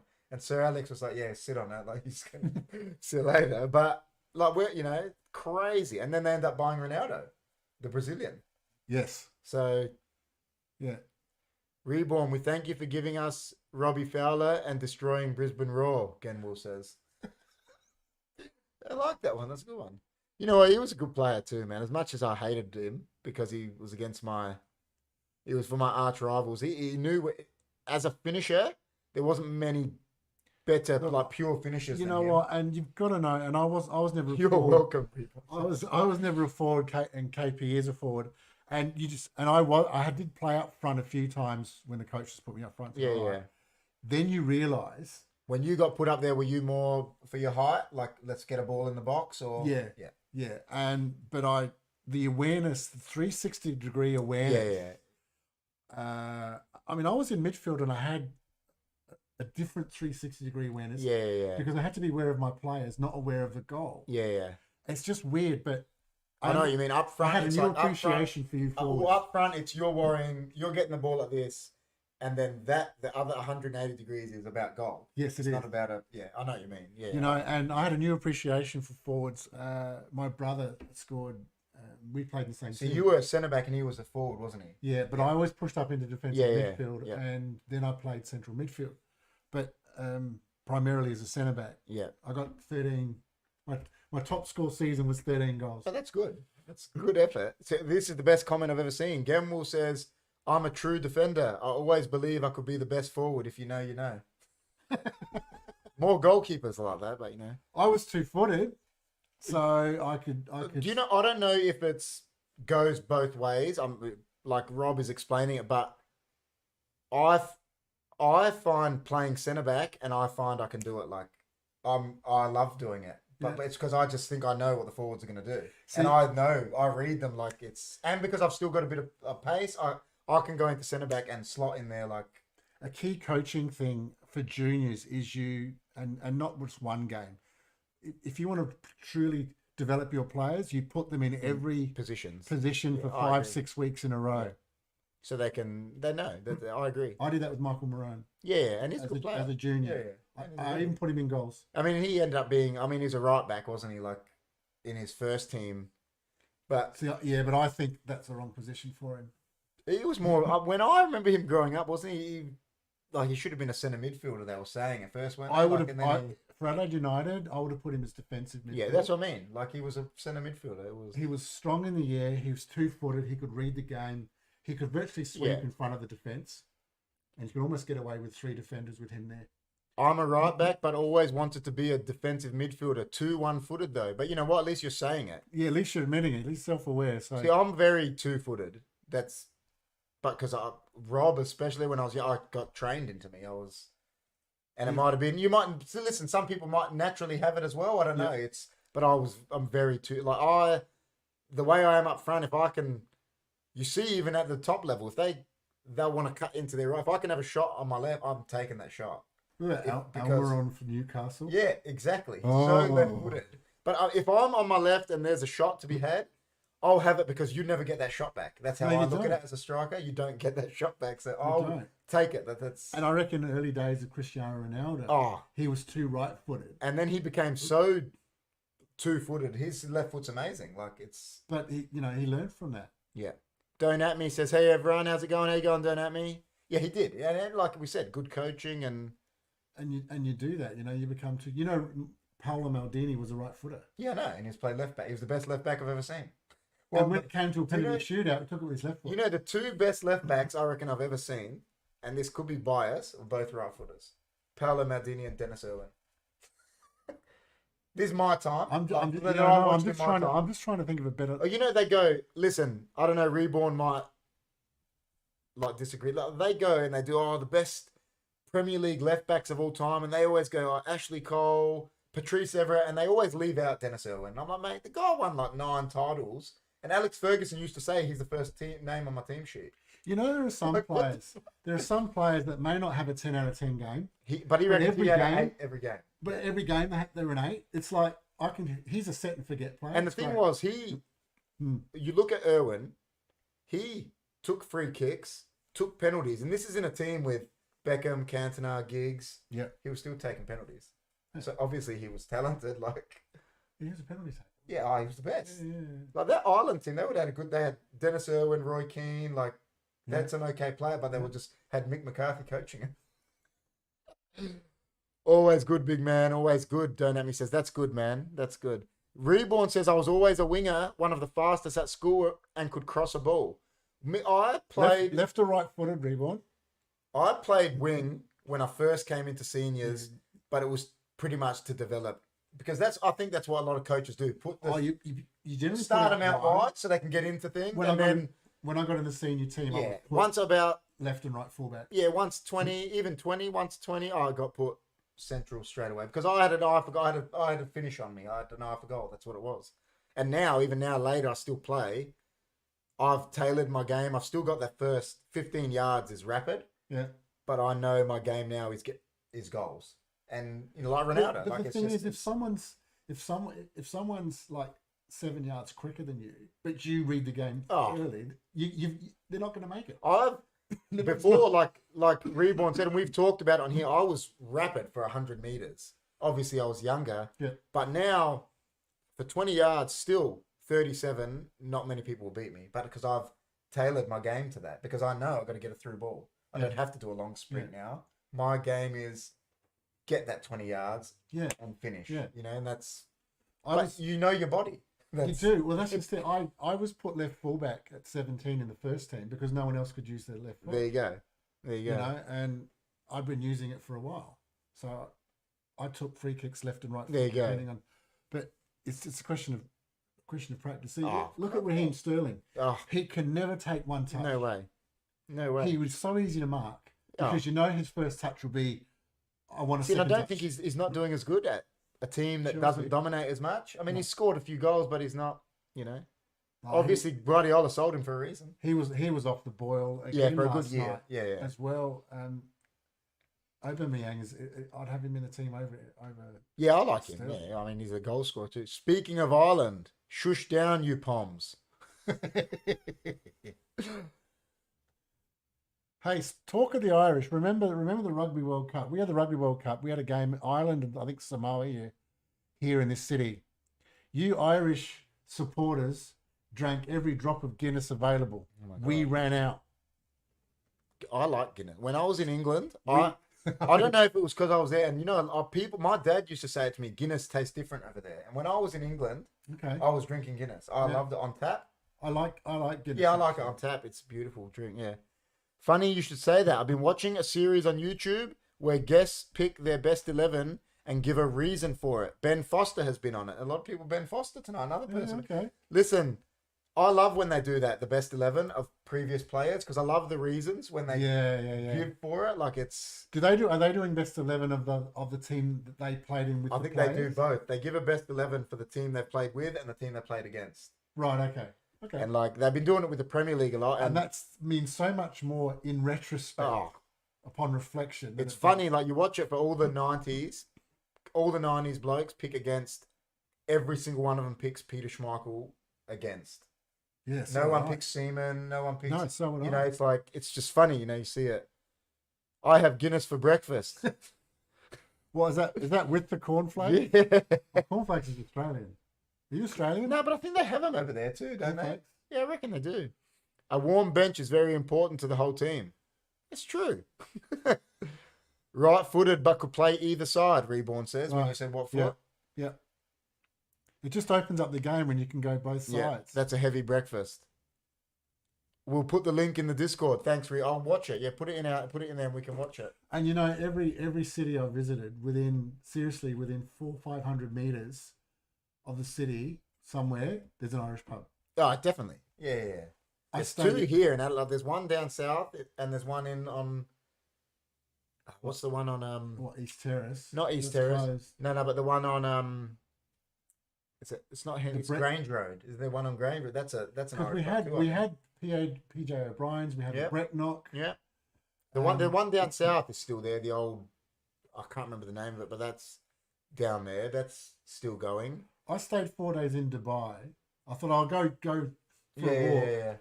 just to see what was near. And what the first pub I come across was an Irish Well, pub. when I was in Thailand with Jess, Man U were playing Liverpool. Yeah. And so we went out that night and we're going to go watch it. And we watched that in an Irish pub in Phuket. They're just everywhere. It's funny that you say that. Yeah, we watched that in an Irish pub in Phuket. And I remember it was the last year like Rooney was playing for us. He scored against them and it was... They should have an Irish pub passport. Oh, that'd be the best. Okay, KP, give us your what could have been best 11 Man United. Bozo goalkeeper, he probably would be. But you know what, mate? He won a Premier League title. And he was World best on Club ground Cup. in the World Club Cup. Yeah, he did. Best could have been, I reckon Ben Foster goes over Bozo because he didn't win anything. Bozo actually won. Bozo was better than him, but he actually won a Premier League title and a World Club Cup and maybe even an FA Cup that year. I don't know. But probably Ben Foster. Wingers, Januzaj, Zaha, Lukaku. That's a good front three. Probably. The Januzaj. Oh, you got to put that kid in there that they said. Alex Ferguson said he's the best kid he's ever seen play. The one that Rooney's playing now. Rooney played him at Derby last year. What's his name? Alex Ferguson reckons he's the only kid he saw at a young age better than Ryan Giggs. Oh, wow. And Rio Ferdinand says stories about him because he came to the seniors to train and take the piss out of everyone. What was his name? Again, we'll write it in there now. But Mason Greenwood now, with what's going on with him, Yeah. like, stupid thing to do with whatever, like abusing. Like the kid had the world at his feet. Like they were saying, he's better than Foden, and look at him now. He'd probably never play again. He's won. Yeah. Mate, Bebe. Bebe. Oh, listen, man. This Veron is probably one. Ferguson signed Veron, and he didn't. I mean, at the time, he was an amazing player, and he didn't do nothing for us. Veron. There's been mate, United. There's too many because I mean, way too many. I've got to find there that was a guy's name. player. now. What was his name? Was it Pogba? Yeah, Pogba is 100%. He would go in. Alexis Sanchez. When we bought Alexis Sanchez, He's at Inter Milan. yeah, I think so. Yeah. When we bought Alexis Sanchez, he was the best player in the Premier League, and then he scored 3 goals for us in 50 games. I mean, and he was the best player. Him and Aguero at the time. Sorry, I'll say were the 2 best players in the Premier League. Like Ravel Morrison, that's his name. Ravel Morrison. Like when you've got a guy like Alex Ferguson saying, at 18, he was better than Ryan Giggs, the best kid I've seen at that age. And then you hear Rio Ferdinand, like Rooney said it, he goes, he would come train with the first team. And this is a first team with Rooney, Ronaldo, Tevez, Scholes. And he goes, he'd take the piss out of us. Wow. And then he just got involved with the wrong. And I think his dad was abusive. Like he had a bad upbringing. But like when you hear Ferguson say that about you, like, I played with a guy here. He came here. He won the Youth Cup with Man United. And he ended up playing for Western Strikers because he killed a girl in a car accident there. And Alex Ferguson ripped his contract up in front of him. And he came here to play. He gave up soccer. Wow. Alex Ferguson called him in and apparently didn't say a word to him, just went like this. Ripped the contract because he killed a girl and goes, there's the door. And then he ended up playing for Strikers here for 10 years. And you know what? And I was playing with him. Circumstance and luck. Yeah. That's all part of it. Opportunity as well. And it was funny, man. I was playing with him. He won the FA Youth Cup, and I scored more goals than him in a season. Yeah. I was leading goal scorer of the league that year, and this guy played for Man United. So they say, it's like it. A lot of it, like how many times I say it, your circumstances of where you're born. A lot of the time too. Like we're in Australia. You know how many players you would have seen that we grew up with, mate. That could have been stars. Yeah. But they just didn't. But it's even no one cared about soccer. But it's even scouting. This goes across sports, whether it be even AFL or wherever. Some of these great players are in the regional centres, and the cost to get them to training and Oh, of course. They miss out. Of course. Unless the parents have got money. When I was invited, like, to Holland, Rob, like, wrote my player profile for me to go there. And I was invited to play to Holland, but back then when I got invited, that was before we'd made the World Cup. It was probably 02, I'd say. Yeah. And they were saying my parents had just split up, and they said to my dad, "Well, you got to pay for everything." Yeah. And he was like, "Well, how am I going to do that? I've just split up with my wife, whatever." But now that wouldn't be like that. They'd be like, "Well, we're paying for you to come, and whatever. Like, your club would get money now." Like, back then, they just wanted to take you. So Speaking of paying for everything, there's a bit more news. Pete, if you're listening, Pete's a local referee. Yep. He put his name down to volunteer at Qatar. Okay. 420,000 people applied. Oh, my days. 420,000 people. He made the first. So what is that for, volunteering in just any capacity? Yep. Yep. He made the first set of interviews. He just got a note now saying he didn't make the second stage. Okay, the second cut. But he's had. But you're on call if You're we on a waiting need list. you. Yep. A waiting list at your own expense. That's ridiculous. This So Qatar, you're not- how much oil they got there? Send them So you're over. not getting paid. You got to get there, find accommodation. Please. If you get called up now, Yeah, that's ridiculous. 420,000. So is people he volunteer. rep in the FFSA? Like that? Yep. Yep. Pete, if I've yelled at you as a captain before, I apologise. You're doing it on behalf. Yeah, exactly. I know a few Petes that were referees that I. So yeah, that was interesting. Again, That's ridiculous. I mean, the money they got there, and they can't bring them over. they've spent billions of dollars, and for these, I'm a volunteer. That's great, but seriously, But Sean Evans makes it. That Adelaide striker sending off. Did Adelaide get a red card? I don't. yeah, they did. I'm gonna be There's a VAR. like real honest. I'm not much invested in the A-League much anymore. I was in the first year, like, the first ever Adelaide United game. There's a photo right behind us there. I played in the curtain raiser to it before it was the A-League. It was still the NSL that last year at High Marsh. Yeah, And we smashed Port Pirie, I think. Like, it was an FFA game. And then I remember the league took a 10-month break, didn't it? And became the A-League. yeah. So, and I was a lot more invested in it at the start, mate. I mean, when Dwight York came, you know how pumped I was? Even Del Piero, when he came, I was so pumped for that. Like, But no, that was not a red, they're all saying. no, it wasn't. But I think this is the one where they didn't refer to VAR. See, They didn't get a call. you're a referee and you're a coach. This is the question I'm going to ask you. All these ones lately, like it happened in the Premier League over the weekend. Some stonewall penalties, and they're not even making them go look at it. What was I the just one? don't get it. There was one against Sancho, and then there was the grappling one. I can't remember who that was against. was And they didn't even make them look at it. They just let it. And it was just crystal clear. Oh, it was a 1-1 draw. If you see us, I'll look at it, Genwell. Don't at me. If you're new, you came in a bit late. We've told Reborn and everyone. I'm not sure if you use Discord, but we've started a Discord server. It's in the description so we can start telling our people like when we're going live, because we know a lot of people use Discord. So that's in the description as well for anyone else that's new. But yeah, I'll look at the clip now that you're all saying it. Mate, VAR to me has no place in the game, and that's just me personally. And the thing is, people say, "Oh, I'm blaming VAR." No, that's just a recording system. That's right. It's the people controlling it. It's the people controlling it.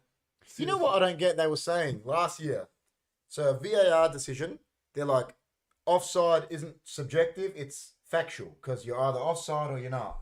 And then this year they change it to, we'll give benefit to the striker. And they widen the line or something. How does that work? They widen the line. That just means that they were lying. All these offsides by a millimeter that could have cost teams titles. Seriously, it's Like a toe. Yeah, that could have cost teams titles. Now they're giving them. Imagine you were those teams. You'd be livid now. I still like what Arsene Wenger suggested, and that is daylight. Yes. Well, that's what. Remember when I remember growing up as a striker, we were taught. That's what we were taught. I'm sure that's what you were were taught. always level. Yeah, This is always level as long as there was an overlap. that's right. And then if there was daylight, If there was daylight in between the two, I like Wenger. He's a then, smart. He's a smart dude. Wenger. they're now saying that any overlap, or what they're trying to push is any overlap. If this is the forward going forward, Yeah. that's still onside because there's an overlap somewhere. I mean, and even with the technology they've got, slowing down things. When you got a player, let's use Haaland for example, that is so rapid. Are you telling me they're getting it exactly right? The pause. And you know I don't think so. when when a defense is running out and a player's running exactly. And are they getting it exact when the? Because what are they saying? Is it when if they're pausing it, is it when your foot's touching the ball, or is it when the ball is left your foot? Like, what's the? Yeah, and that can be the difference. Exactly, and because someone say, like I said, Haaland, even Sterling, let's say him, someone that's so rapid, that little millisecond, they could be moved. Yeah. That's why I hate VR. crazy. I think, and I said this with cricket when they brought it in, like for the DRS in cricket, and that it brings the human error, let's say, out of the game. Like, because it used to be back in the day, if you didn't get a penalty, you end up getting one. It would even itself out down the season. Like and you don't see that anymore. It's like, and seriously, if you're going to blame one decision, yeah, between winning and losing a title, then there's probably some other things the team should have been doing. Definitely. I mean, I don't like the fact that the assistant referees, they're supposed to assist the referee. They don't. I don't like how now they're letting it go. Yeah, I hate that. Even clear offsides until the end of the play. Someone could get injured. I hate that. What do you? Another penalty decision the other way? We heard it come through again. Well, when we're off, we'll have a look at it, and then next live chat, I'll write it in the Discord actually, because we can chat in there. I'll tell you what we think of that offside. Yeah, I hate the. What are you as a forward? What are you thinking? Are they doing that locally? No, they don't, because they don't have VAR. Right, so they just call it when they see it. It's still, ours is better, I think. It's because it's just, you're either offside or you're not. Even if you don't think you can, how many times have you complained about an offside, but in the end you get on with it because the ref blows his whistle. He's not going to change his mind. And you teach that to kids, don't you? Like a ref never changes the decision. No. You tell me a ref that's changed the decision besides Graham Pole giving 3 yellow cards. Oh, I'm sorry. I'm sorry. You were right. I was wrong. I've never seen a ref change a decision. No. Before VAR anyway. No, they don't. So, but now they're sort of calling penalties early, as in they're not. That might be the one. Is that the one? The Lloris foul. Yeah, that.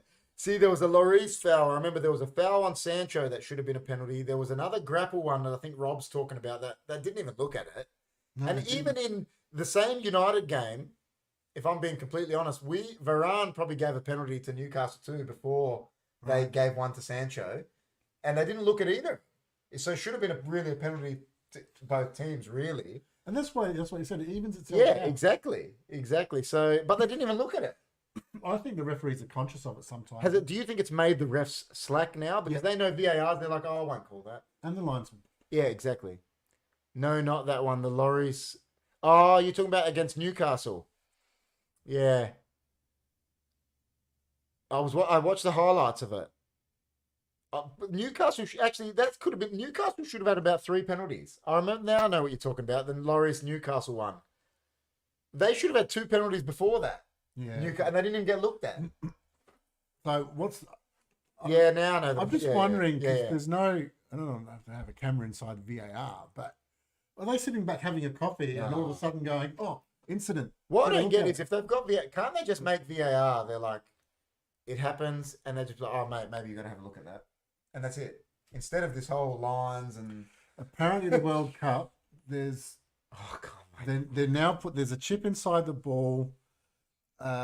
It's going to be a 3D thing. But does that change the movement of a ball now, having something in it? The way let's say Ronaldo, for example. I hope not. The way he strikes a ball, mate, he gets so much force on it, like it's going to break a chip. Like even like the way Rooney used to hit it, the way these guys, some of them. Remember Hulk? Oh well, remember like Koeman? The way he used Yeah, to crack the yeah. ball from free kicks, like Even Zlatan back in yeah, the he day. just smack him like it's gonna break a chip, isn't it? Hmm. So it's sending messages even for offside to try and Okay. minimize the decision time. Can you imagine a World Cup decided on VAR? Wasn't there a VAR decision in the? Was there VAR going The in the first Croatia France final? was there But a VAR? No, I don't think so. I don't think there was. So I think it came the year after. Didn't it? Australia suffered the first VAR decision in World Cup history against France. Yeah, they did. That was That's the right. penalty. Yep, that's right. And we were losing because VAR was new then, so we were all Yeah. losing it. Yeah. That's right. Yep. I'm trying to think if there was. It didn't matter if there was one in the final because the scoreline in the end, Yeah, France. yeah. So it didn't really matter. But I mean, if it's a close game, like But it could even be interpretation of a red card as well. I like that comment. A lot of So- refs are letting things go now. It seems think they are too scared to make a call Yeah. sometimes. Yeah. And I think Reborn. I think also what they're doing is calling a penalty when maybe they wouldn't, Yeah. because they know there's an opportunity it will get overturned. See, case- I'll in ask case from they a missed it. ref's point of view. You know, like there's always players that always say, that would be a foul outside the box, but it's not a foul in the box. Is that true? From a ref's point of view, that doesn't. For me, no, Yeah, so I'm just asking. no, absolutely not. If it's a foul, it's a foul. That I sort of lean to that too. Yeah. Inside the Yeah, no, I agree. It shouldn't make a difference. Yeah. It never made a difference to me. Good VAR decisions I always remember. South Korea, Germany. South Korea, was that in the last World Cup? Yeah, I think. Refs don't even make the right decisions with VAR. Jimmy's saying. Yeah, No, they don't. They get And I VAR was meant to minimise errors, and they're making more.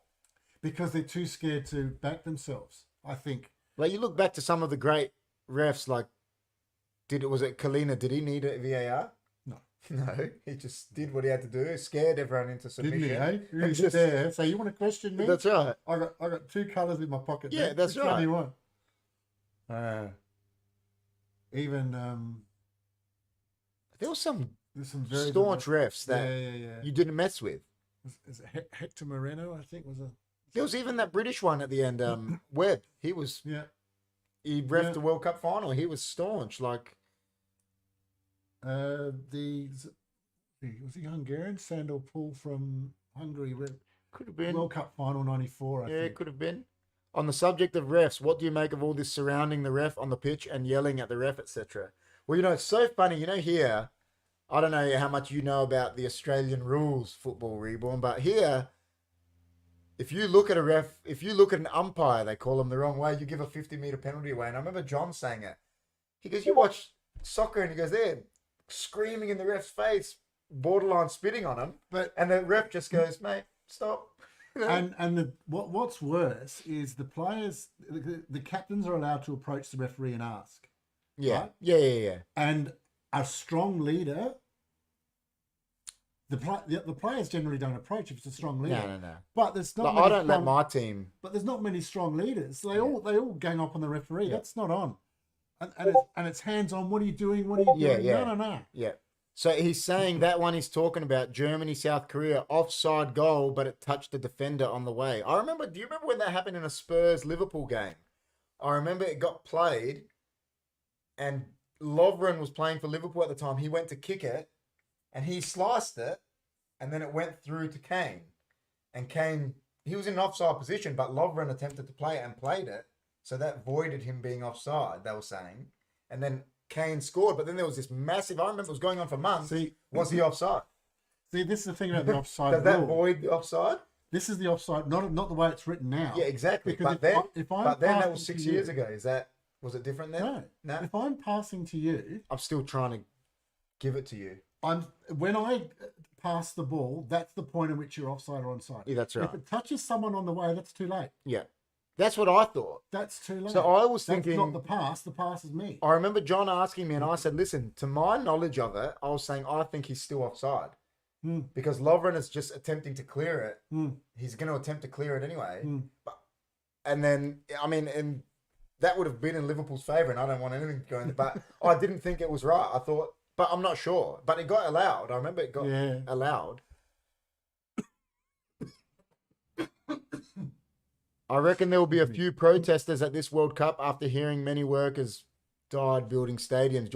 Rob talked about that. So Yeah, not there only probably that, will be, man. not only that, With it's the protests that are going on around the world at the moment. at the moment with treatment of women, Yeah. and especially Muslim women, Yeah. both in Iran and in Qatar. I mean, they're chucking mashed potato at the Van Gogh, for oil things. Oh yeah, saw So that. imagine what they're going to do in Qatar. Yeah, Saw they've done it to two paintings, haven't they? That are, Yeah, like priceless. Like, $10 million paintings. oh, rugby always makes me laugh. The ref is the smallest guy on the pitch, and there's these 16-stone guys. Yeah. Sorry, It's like bears surrounded Little Good Red one. Riding Yeah, Hood, yeah, yeah. right? Do you think match fixing ever happens at the high level? Well, it happened. You saw it in the Serie A. Juventus got relegated for it, and I'm not 100% sure. Didn't one of the Milans get deducted points that year too? They started minus. Yeah, I think it. I'm not sure. Yes, it happens. I think it was one of them. There's also been a number of players that have been Oh, banned from playing. mate, that year when Juventus got relegated, the Brazilian Ronaldo that were playing Inter was playing Juventus, and he got, mate, the biggest, worst tackle you've ever seen in the box, and the ref just said play on, and Juventus went down the other end and scored and won the title, and he got destroyed in the box, and this, it was more than a penalty; it was a red card, and the ref just went, yeah, play on. Now these days with VAR, how they would do it, but mate, I'm telling you now, the match fixing that's going on in Greece, like with the Olympiacos and that, is Turkey probably. According to research, the biggest betting in the world is Asia. Therefore, it's at the highest risk of also the biggest match fixing. Oh yeah. Listen, I don't know about the Premier League and that now because it's like we said, VAR and the money that's involved, but it's happened, that's for sure. Remember that game in Africa? It was 69 mil. Yeah. Man, well, what I was talking about, Chris Trajan before, Trajanovski played for an Australia team that beat whoever American they beat. Samoa. Yeah, like he scored didn't Murray score 13 goals or something? No, Archie. That's right. Archie Thompson scored 13. Right. It was 31 nil. Oh, yeah. That's still the biggest. Don't At Me was saying, I don't think so. And then he goes, I stand corrected. No, it's definitely happened. Oh. Don't At Me. Like that one with Juventus was, I mean, they were the biggest, let's say, one of the biggest clubs in Italy, and they got relegated for it. Like they were. I think it happens more often than we know. As to who's actually ultimately responsible, that I don't know. This World Cup they paid for this World Cup. I mean, they shouldn't have had this World Cup. They turned up at the announcement with a fleet of Qatar planes, more than would be necessary if you didn't know. Yeah. It happens. And then the thing with Blatter and Platini and multi-million dollar payments going, they were just for expenses. It's a shame with Platini, mate, because he was such a good player. Like, it's a shame. Like, he's tarnished his. Yeah. Another one was saying about number 10s. What a number 10 he was. Like, what a player. Like, especially with the aircon stadiums. Jimmy says, Socceroos have played most games at these stadiums for World Cup qualifiers. They may know how pitch is compared to most teams. Yeah, they played the playoffs there as well. Well, I said this about, listen, that's a good thing. We don't have the best squad, but Australia should be acclimatized to the hot weather a lot more than the European teams because a lot of them are A-League players and they play in a summer league. If I think for teams that are not ranked as high or not favourites that know those conditions, and including the African team, even the team we're playing against, what's their Tunisia? Like they're pretty much local, so they'll be used to like the heat. They'll be used to it. They're almost on the same. Is there a rule for drinks breaks? Is that? There's got to be drinks breaks. They didn't have one at USA '94, but they did have one. I reckon they had one. It was either in Brazil there was a drinks break one in South Africa. I reckon South Africa. Yeah. So there has to be at 22, halfway through each half. Yeah. So, coaches will use that but those teams, if they can remain goalless for the first half an hour plus, and then because they'll be acclimatized to it, they'll be benefit. Then there's always a chance. I mean, Tunisia could upset Denmark. Yeah. Oh, definitely. Is the sub rule 5 subs? The sub rule is it's actually slightly more depending on the game. It's 5 subs, 3 instances. If it goes into extra time, you can sub another one. So just normally it's five subs for 90 minutes. Yeah. Yeah. If the Earth is found to be flat, will football still be called the world game? Why not? It's still the world. It may not be called the global game. Yeah, it might not be the global, but it's still the world. Are there many league players in the squad? Are there many A-League players? Rob had it up before, but I think so. There's a few. Yes, hunky flat world game. Because we haven't got too many. There's no. We thought they were going to be announced. That's why we wanted to do the show. But no, they're letting the squads be announced almost 2-3 days before the tournament. They have to announce 50 a roster big, of 55 players. Yeah, which is there's no point going through all of those. But no, there are a number of. Jamie McLaren is. Is he here? He's still here. He's still here, and he's a big chance. Is Bajic within it? Is he here? Bajic is here, isn't he? I don't know if Rob really follows the A-League, No. but who do you think has more potential? Neuwenhouf or Tilio? Are they coaches or are they players? Tilio, and who was the first one? Neuwenhouf. So Niewenhouf. Neuwenhouf. Sounds very Dutch or German, even. Neuwenhouf. Neuwenhouf. I know Tilio. He's young, but he's to me he's more of an X factor. What happened to the one that went to you guys? Like he fell off a cliff. He had one injury, and it derailed him. Azani, that went to City. Daniel Azani. Yeah. I mean, he's done. Is he even in the World Cup squad? I reckon he'll be listed in the 55, but I doubt whether. Like, mate, he got one. Listen, I'm not saying a recon's easy to go through, but he had a recon and Harry Sutar. Yeah. 6 goals in like 8 internationals because he's 2 meters tall. He goes up for every corner. They just put it to his head. He's just come back from a recon. He's played 2 games for Stoke City.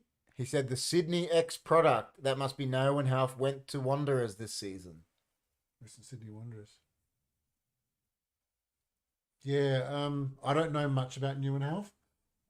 Tilio I've seen play. There's a spark in him. Yeah. That if he has the right coaching. Yeah. So it's a bit of an X factor. I reckon, yeah. So you're a Brisbane fan, did you say, Genwill? Is that correct? I think you said that. We need Aaron Moy at his best. Oh, definitely. Harry Suter at his best. Trent Sainsbury, that's his central defence. Aidan Rustich. So who's with Ange? Moy? I don't know where Rogic is. Rogic left Celtic, but he's playing. Is he playing? I think he's playing, but he did leave Celtic, which was, I don't know why he left Celtic. Like, we've got a couple at Hibernian too, actually. Yep, okay. Just Aaron Moy. So he's actually getting match fit. So I think he's almost sure. Callum Neuwenhouf. For a starter, okay. Well, we got to have a look. We got to look at him, man. We'll have a look. Nah, mate, Melbourne victory. He said, your Melbourne victory. Thanks for beating us 6-0 in our final, man. Oh yeah, that's when I stopped watching. That was a send off that should have never happened. That's when I stopped watching A-League, man. When my teammate was still playing then. Ange Costanza was still playing valet then, wasn't he? I played with him the year after. He came to my club the year after. Did he? Wow. The year after that grand final, he played for us. Great player. Yeah, he was good with that. Real good with us. Yeah. Came with us, and that was the year we went up. We went up to the NPL, and he came with us that year. The year after we got smacked by Melbourne. 6-0, wasn't it? Yeah. 6. Didn't Thompson score 5? But we got a send off. Yeah, real early. Really early. Yeah. And that wasn't a send off. It wasn't a send off. They beat us in 2 finals, didn't they? Yeah, they did. That's when I was following the A-League, man. That game put me off the A-League. Thanks a lot, man. You know what I mean?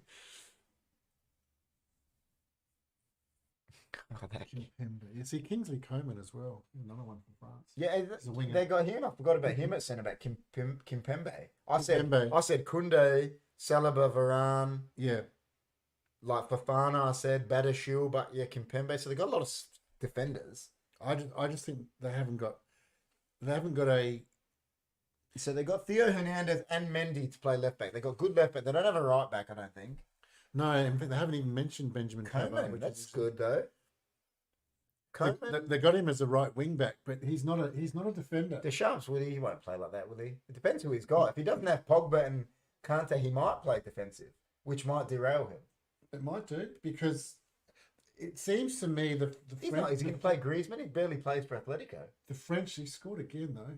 The French team have got defence and forwards, but nothing in the middle, and I think that's what Liverpool's problem is at the moment. Yeah, okay. Remember when Central Coast Mariners was going to get bought by the Glazers?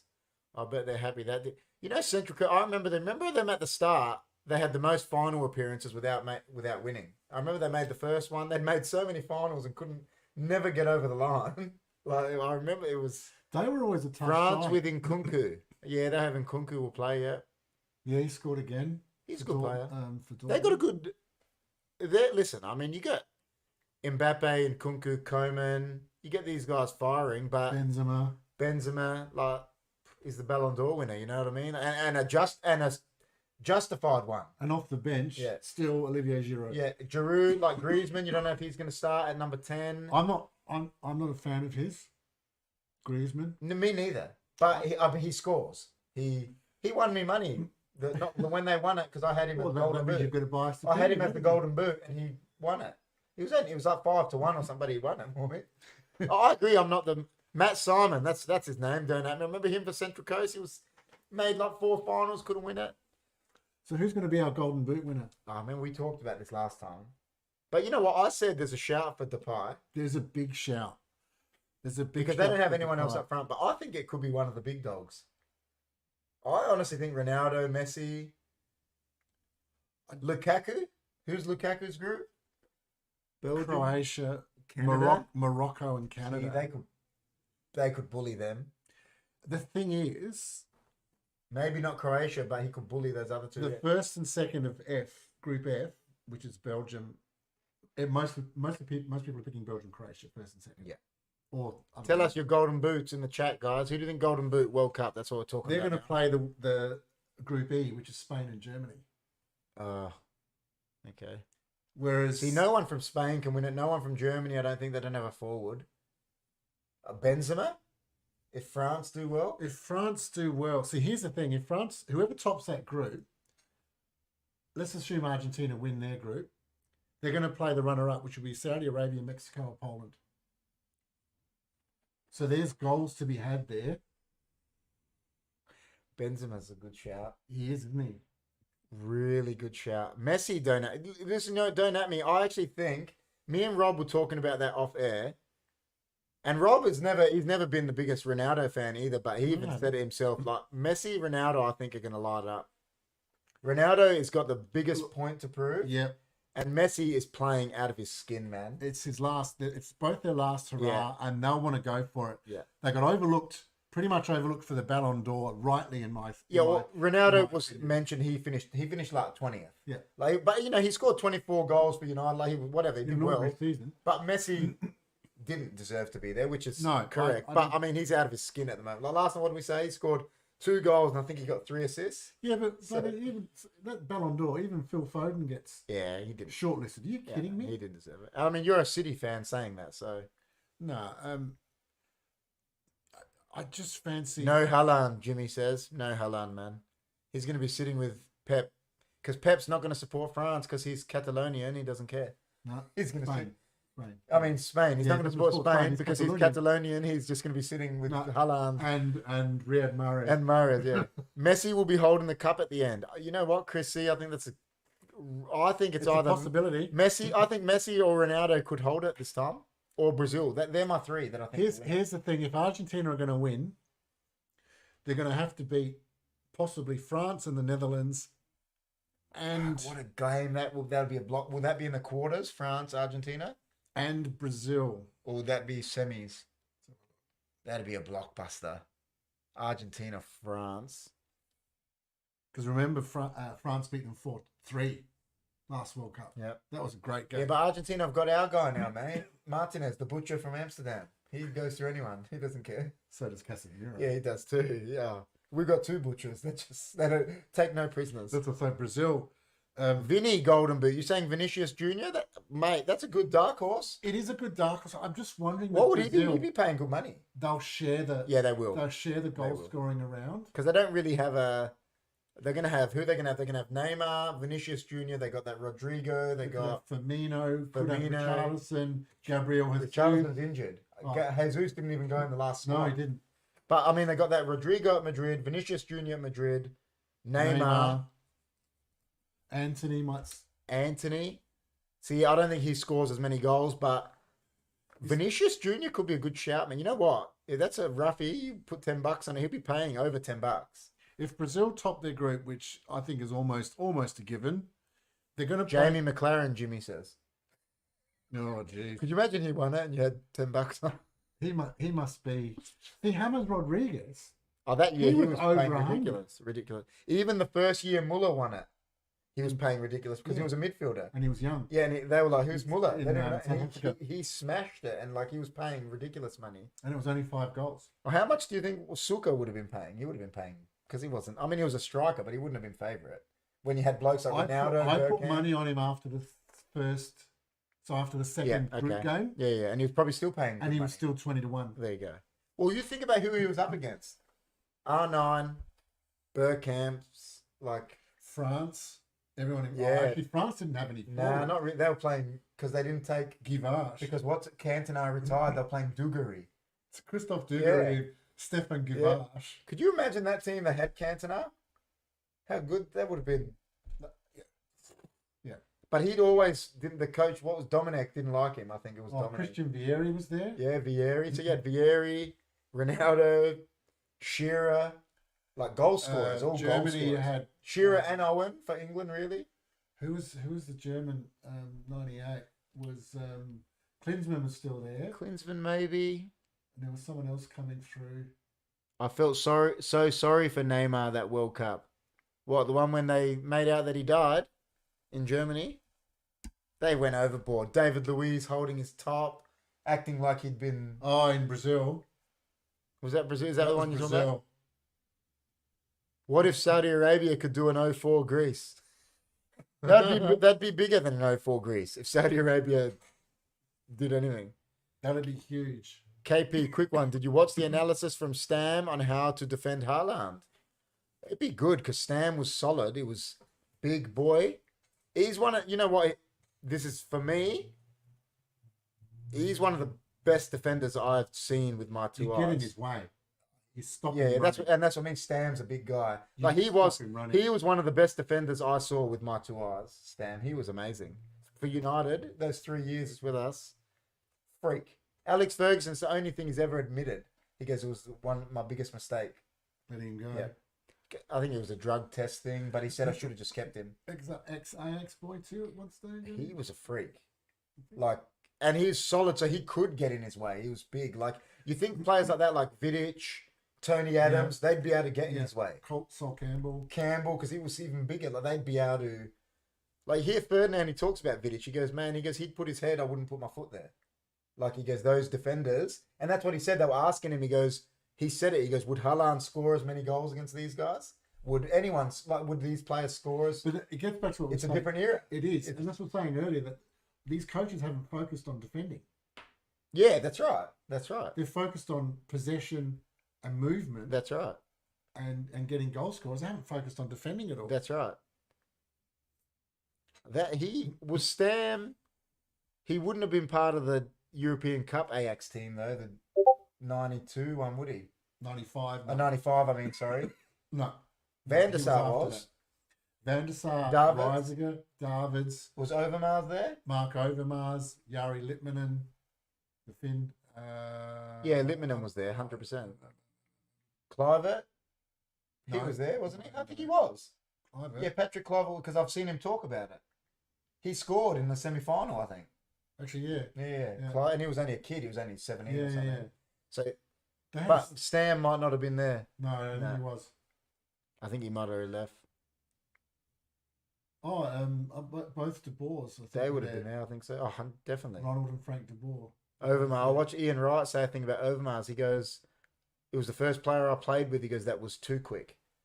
He goes, because you couldn't, if he ran, he goes, you couldn't catch up to him to get in the box. Yeah. Because it was What? too quick. Because like, you couldn't.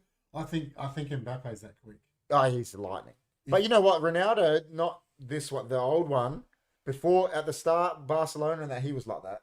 He was lightning, R9. Like, Yeah. ridiculous lightning. Like, that's why I always wonder what. And I've said on other podcasts about if these people ever entered 100 meters. oh, if they actually trained for it. I said that because I'm saying I ran a 10.9, never training for it. Because I was lightning At quick. my peak, I ran. I reckon it was 12. You see, and you're taller as well. Like I say, Usain Bolt is 6'2", 6'3". Like I never trained for it, and I did it. Imagine I was training for it, and that's what I say about them. I think Theo Walcott is the quickest soccer player ever recorded, which doesn't mean he was the quickest, but he was running in low 10s, I think. Which is, imagine he trained. Yeah. Like, imagine Ronaldo. He was big. Ronaldo was the same height as Bolt, like the R9. Yeah. Imagine he trained for it, like. Because you're getting to a point there where you're dealing with the takeoff. That's right. Start. Exactly right. Exactly You right. get the start right and you kill it. Who is the underdog to go far in the tournament? Don't At Me says Australia or Saudi Arabia. I think Denmark. None of the above. I'm going to say Denmark. Is they an underdog? They certainly are an underdog. They're my underdog to go far. If they're considered an underdog. They're an underdog. But if they're not considered an underdog, then I'm going to say England. I don't actually think they're going to go far. Look, I got Denmark getting to the semi-final. There you go. Oh, if they're an underdog, I think they go further. If they top their group, they beat Poland and England on the way to the semi-final. You know who I'll say? Serbia.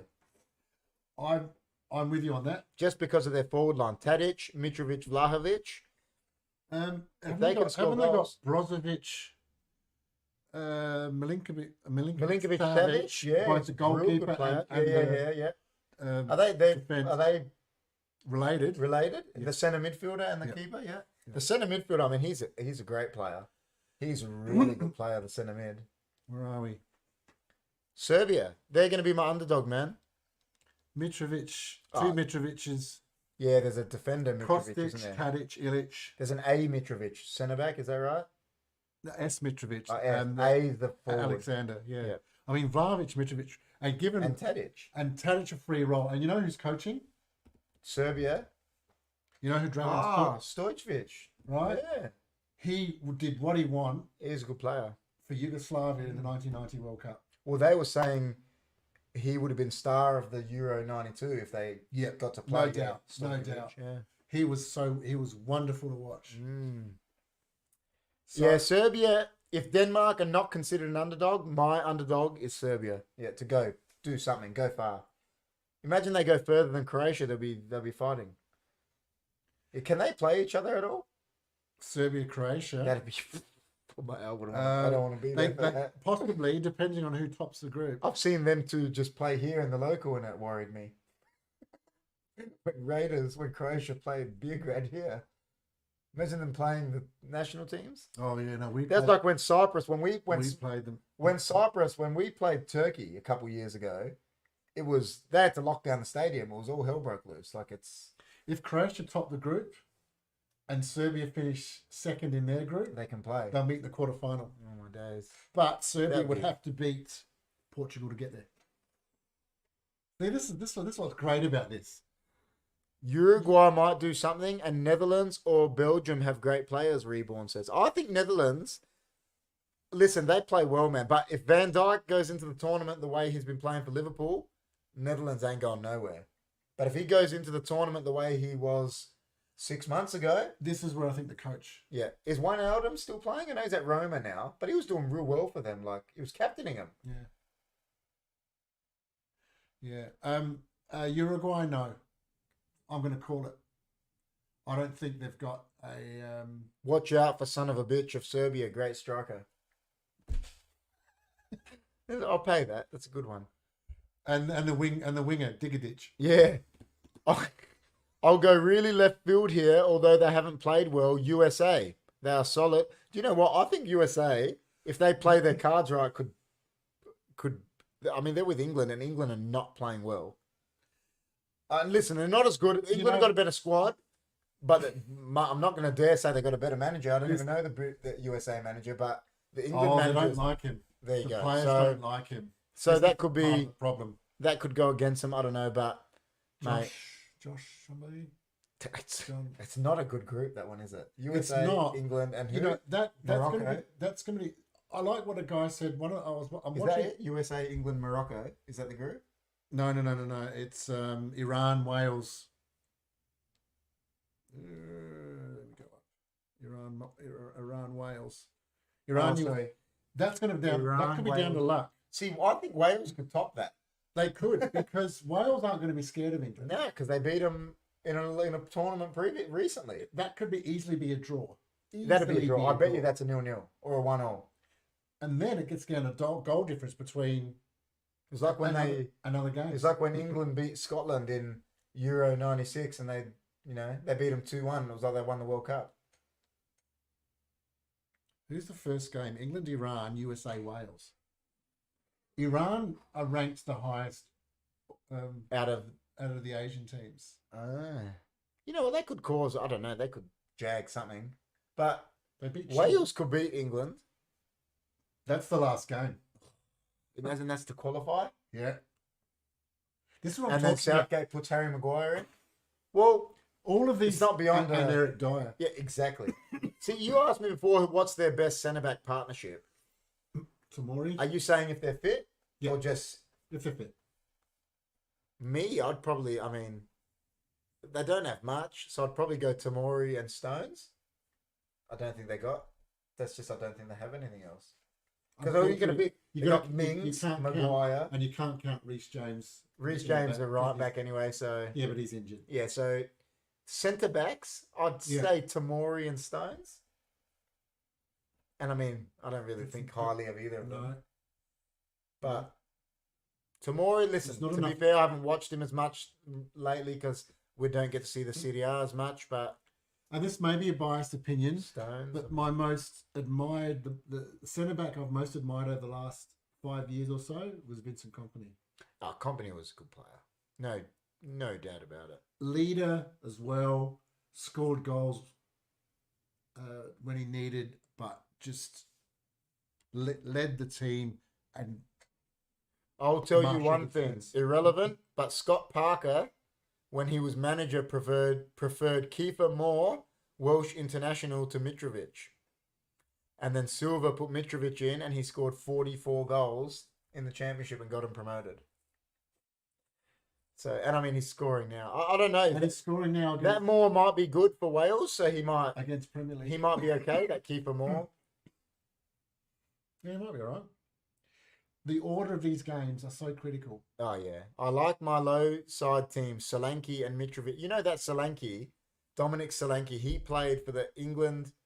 I think they won the 18s or something. Won the World Cup, didn't they? Yeah, and he was meant to be. They were saying he was going to be like the next Rooney. This guy, and he's. They won the he's under playing for 17 Fulham World and Cup that, in 2017. And they had that one with us, Angel Gomez. They were saying Gomez and Solanke were meant to be out of this world, and both of them have done nothing. I mean, Gomez less. Solanke's playing for Fulham, but when you're touted like that young, like... I also think England have got a goalkeeping issue. Yeah, I think so. I don't think there's not an out-and-out number one. Personally, who would you have? At the moment? He has got the best... he's got the most clean sheets in the league at the moment, is Pope. With Newcastle. They've got the best defence and the most clean sheets. It's not all down to him. Well, I'd have a look at Pope and Ramsdale. Yeah, I agree. But listen... I don't like him, but Pickford is actually playing well this year. I'll give him that. He is playing well. I'd probably go Pope. But I'd take all three of them because you're going to take, I don't know, you're probably going to take more. I don't know how many keepers you get to take, but... Oh, you can take 4 now. But yeah, so, I mean, I'd take...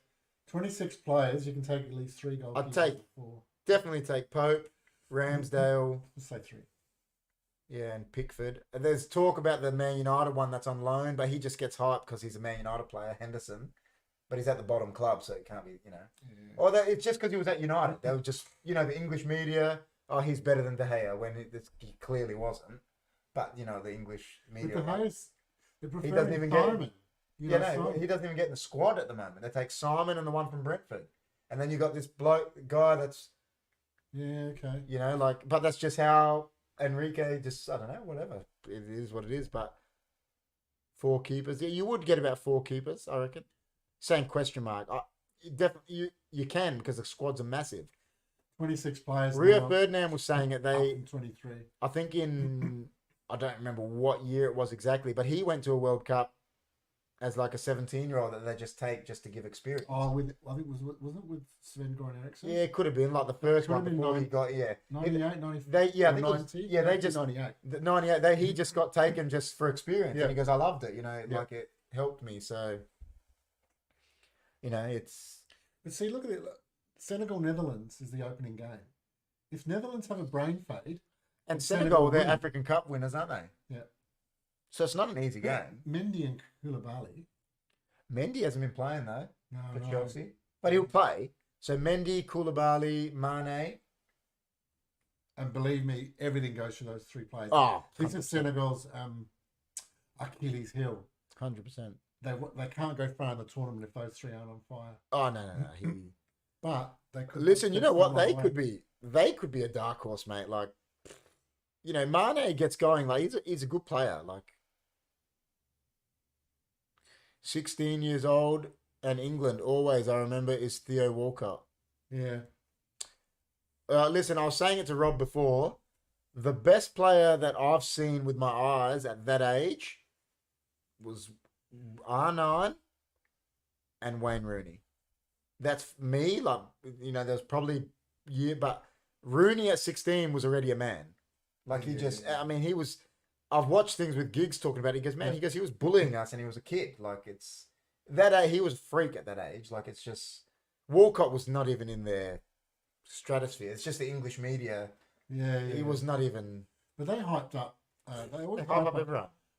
They're going to try and sell newspapers. So That's right. I'm sometimes going to create stories out of nothing, but They, you know, they're like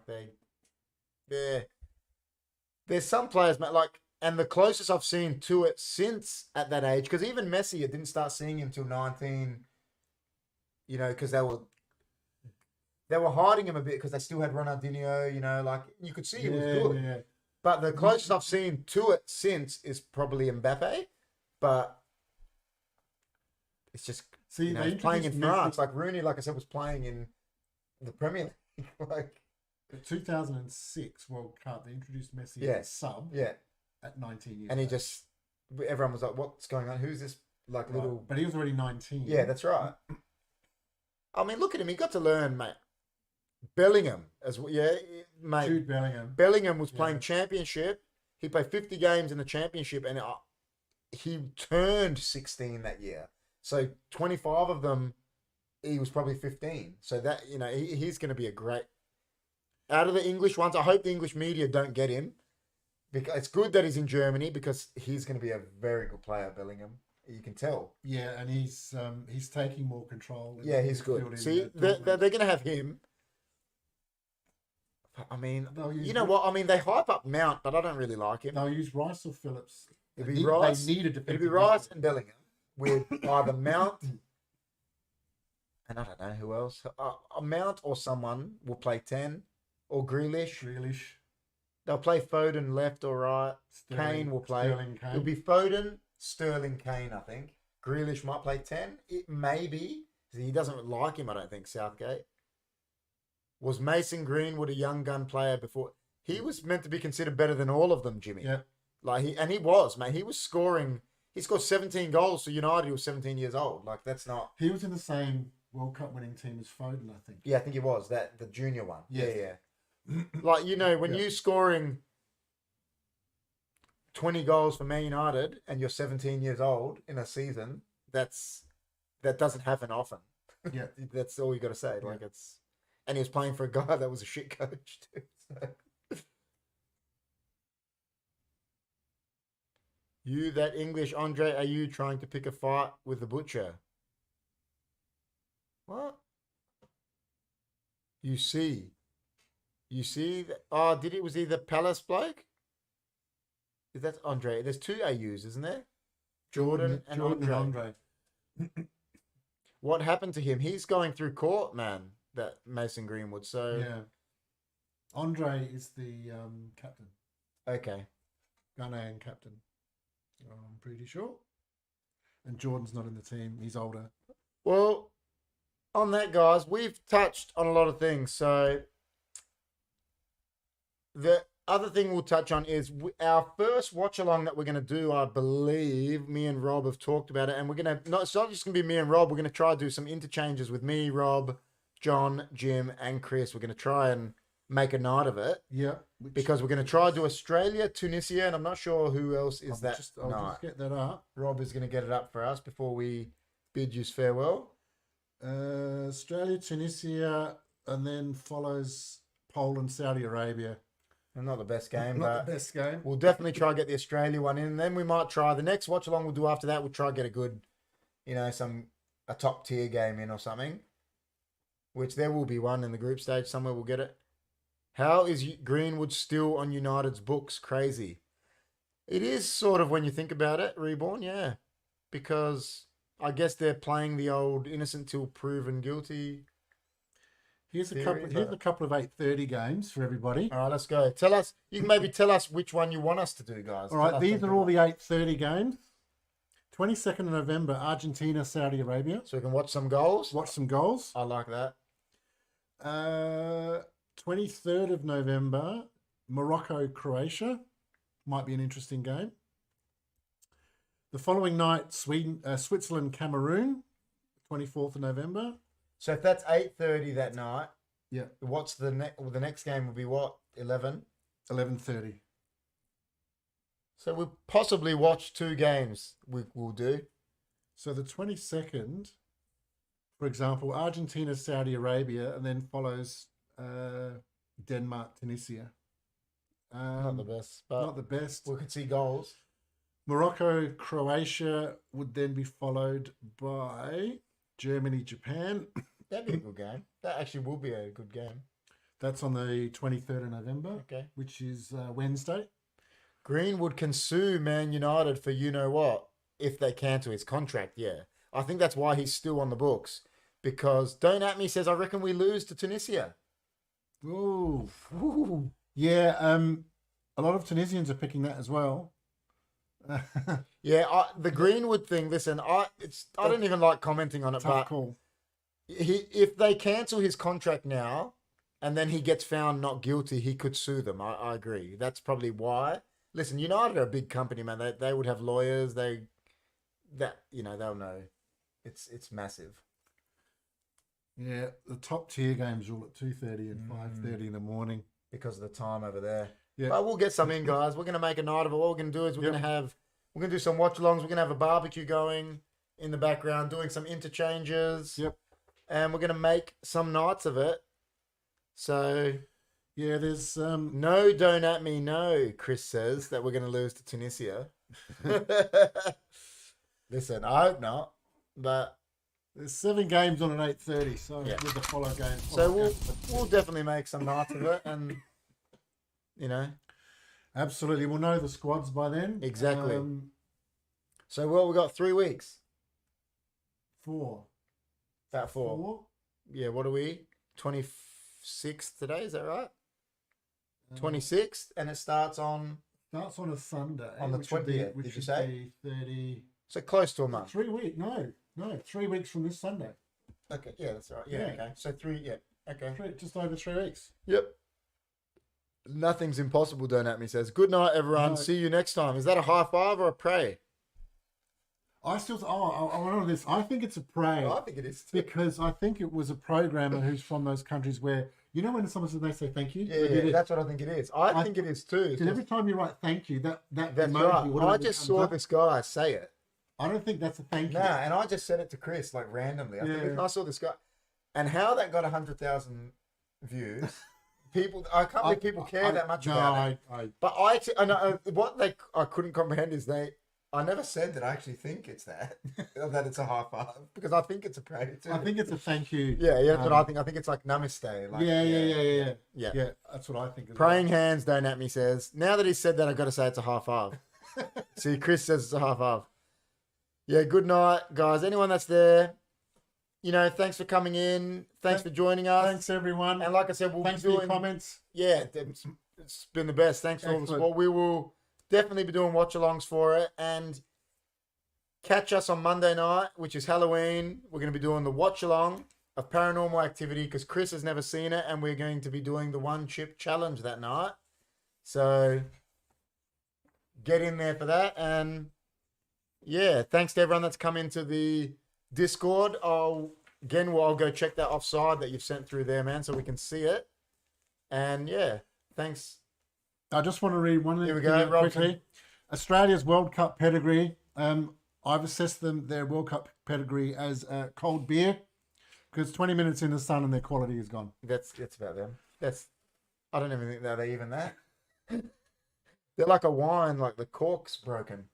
they're pretty bad.